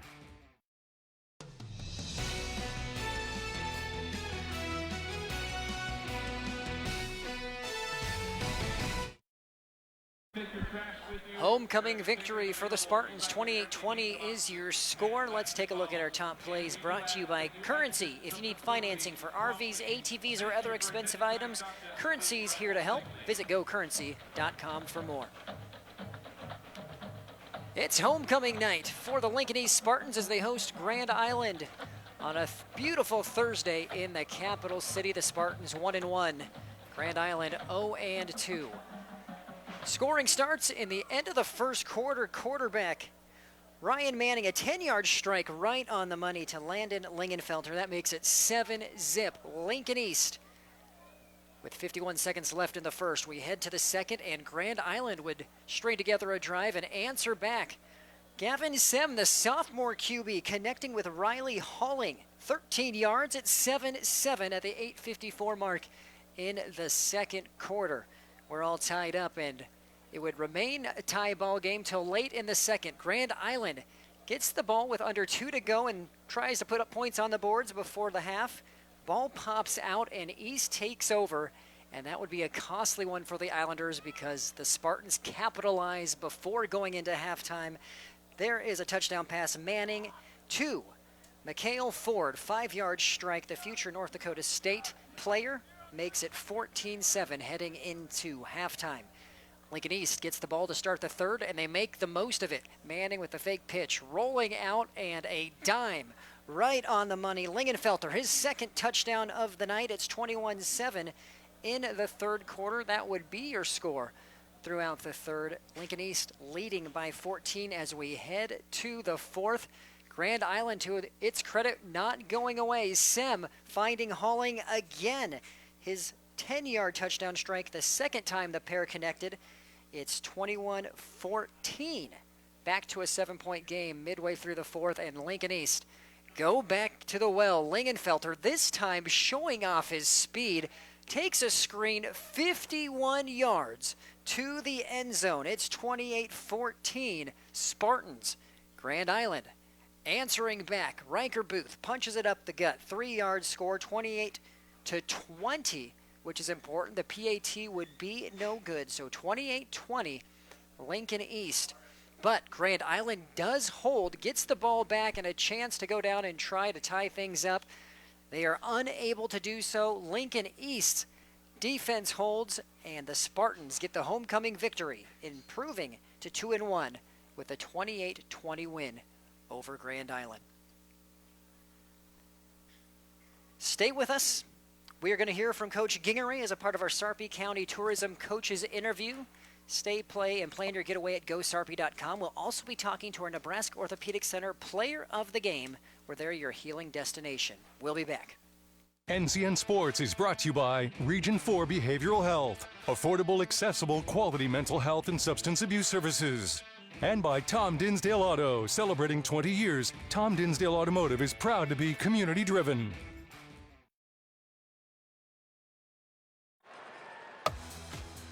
Let your next adventure take flight in Sarpy County, Nebraska for some high-flying fun. Legendary family adventures, out-of-this-world shopping, star-studded evenings, and award-winning experiences. Our flights are never canceled. Stay, play, and plan your getaway at GoSarpy.com. The first time I ever took prescription opioids is when I got my wisdom teeth taken out. I think I was 16 years old. I must have gotten a 30-day script. I took them all in 3 days. I was stealing from people, buying substances on the street. I look back at that time with a lot of shame. That's not who I am. Opioid use disorder is not a moral failing.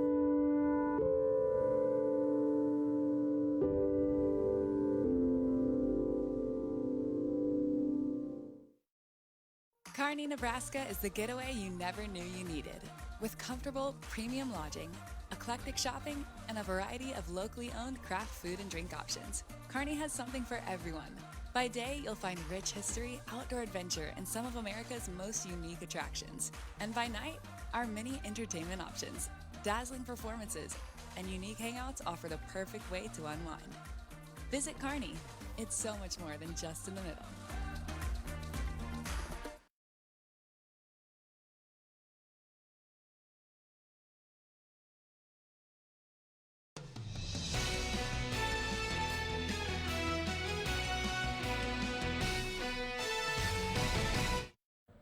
Welcome back to Seacrest Field. A victorious John Gingery and Landon Lingenfelter with us as the Spartans get a 28-20 win on homecoming night. Coach, gritty performance by your team. Grand Island wouldn't go away. You ultimately pull it out. How you feel the team performed? I'll tell you what, we did some things that were really good, but we did some things that we got to improve on.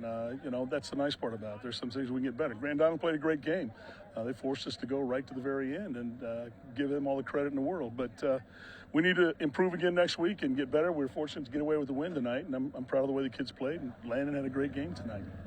What was the halftime speech? You had a couple of chances to score, and Grand Island held strong on some fourth down turnovers, but ultimately, as you mentioned, your kids overcame the adversity. Well, that's the thing. I mean, you got to keep playing regardless of what happens, and we talk about that all the time, and it's transition and taking advantage of the things that you can do, and hopefully we can do that again next week. And that's what we talked about at halftime was taking advantage of the things that are available to us and making plays, and some of the stuff we did with Landon was one of those things. Well, we're going to talk to him next. What does Landon offer for you and your team? What kind of player is Landon? He's a great player. He's a little weird, but no, he's a great player. The kid does great things. He's got great speed. He's solid. He's got good hands. He's a great athlete, and he's one of those kids you can take advantage of just because of who he is and what he brings to the table with his speed and his intelligence. I mean, he brings a lot to the table, so we can use him in lots of different ways. Well, Coach, appreciate it. Congrats, and we'll plan on seeing you here for the Southwest game. Thank you. Appreciate it. All right, let's bring in our Nebraska Orthopedic Center player of the game, Landon Lingenfelter. Coach called you weird. Where does that come from? I think it's a little goofiness in practice and during the games. I sometimes don't think things as serious as probably I should. But I like to have a lot of fun during practices, but when it comes game time, I lock in. Well, apparently what you do worked because 120-plus yards, 3 touchdowns. You told me that's a career performance. Career performance. What allowed you, do you think, to have such a good game tonight? Definitely the play calling and the coaching. I mean, we took advantage halftime. We saw what they were running, and we just took advantage. Coach called spot. That's what we scored my touchdown on, and that's what I got a lot of my yards on. And just coach play calling and blockers. Blockers, that was huge. Just how I got a lot of my yards is my teammates and just pushing through. I was going to say, walk us through that 51-yard screen pass where I didn't understand or know you possessed that type of speed. And you caught us off guard, but you hit the hole, you made a couple jukes, and you were gone. Yeah, I mean, Coach Jones, he said that's the fastest he's ever seen me run, and I guess I just hit a new level. I wanted that number 3, and I wasn't done yet. I took a little bit time out cramping, but I came back strong and got it done. Landon, congrats on the performance. We'll see you next week for Southwest. Thank you. Have a good one, guys. Landon Lingenfelter, our Nebraska Orthopedic Center player of the game, 120-plus yards, 3 touchdowns, and a whole lot of speed.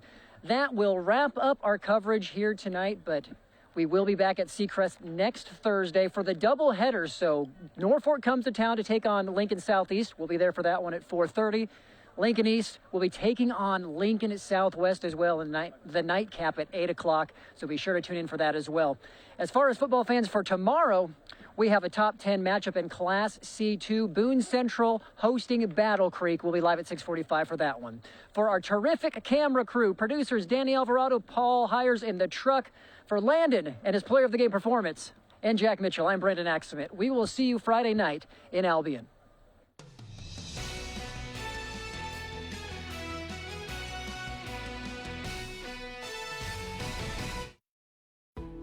We now join regular programming on News Channel Nebraska.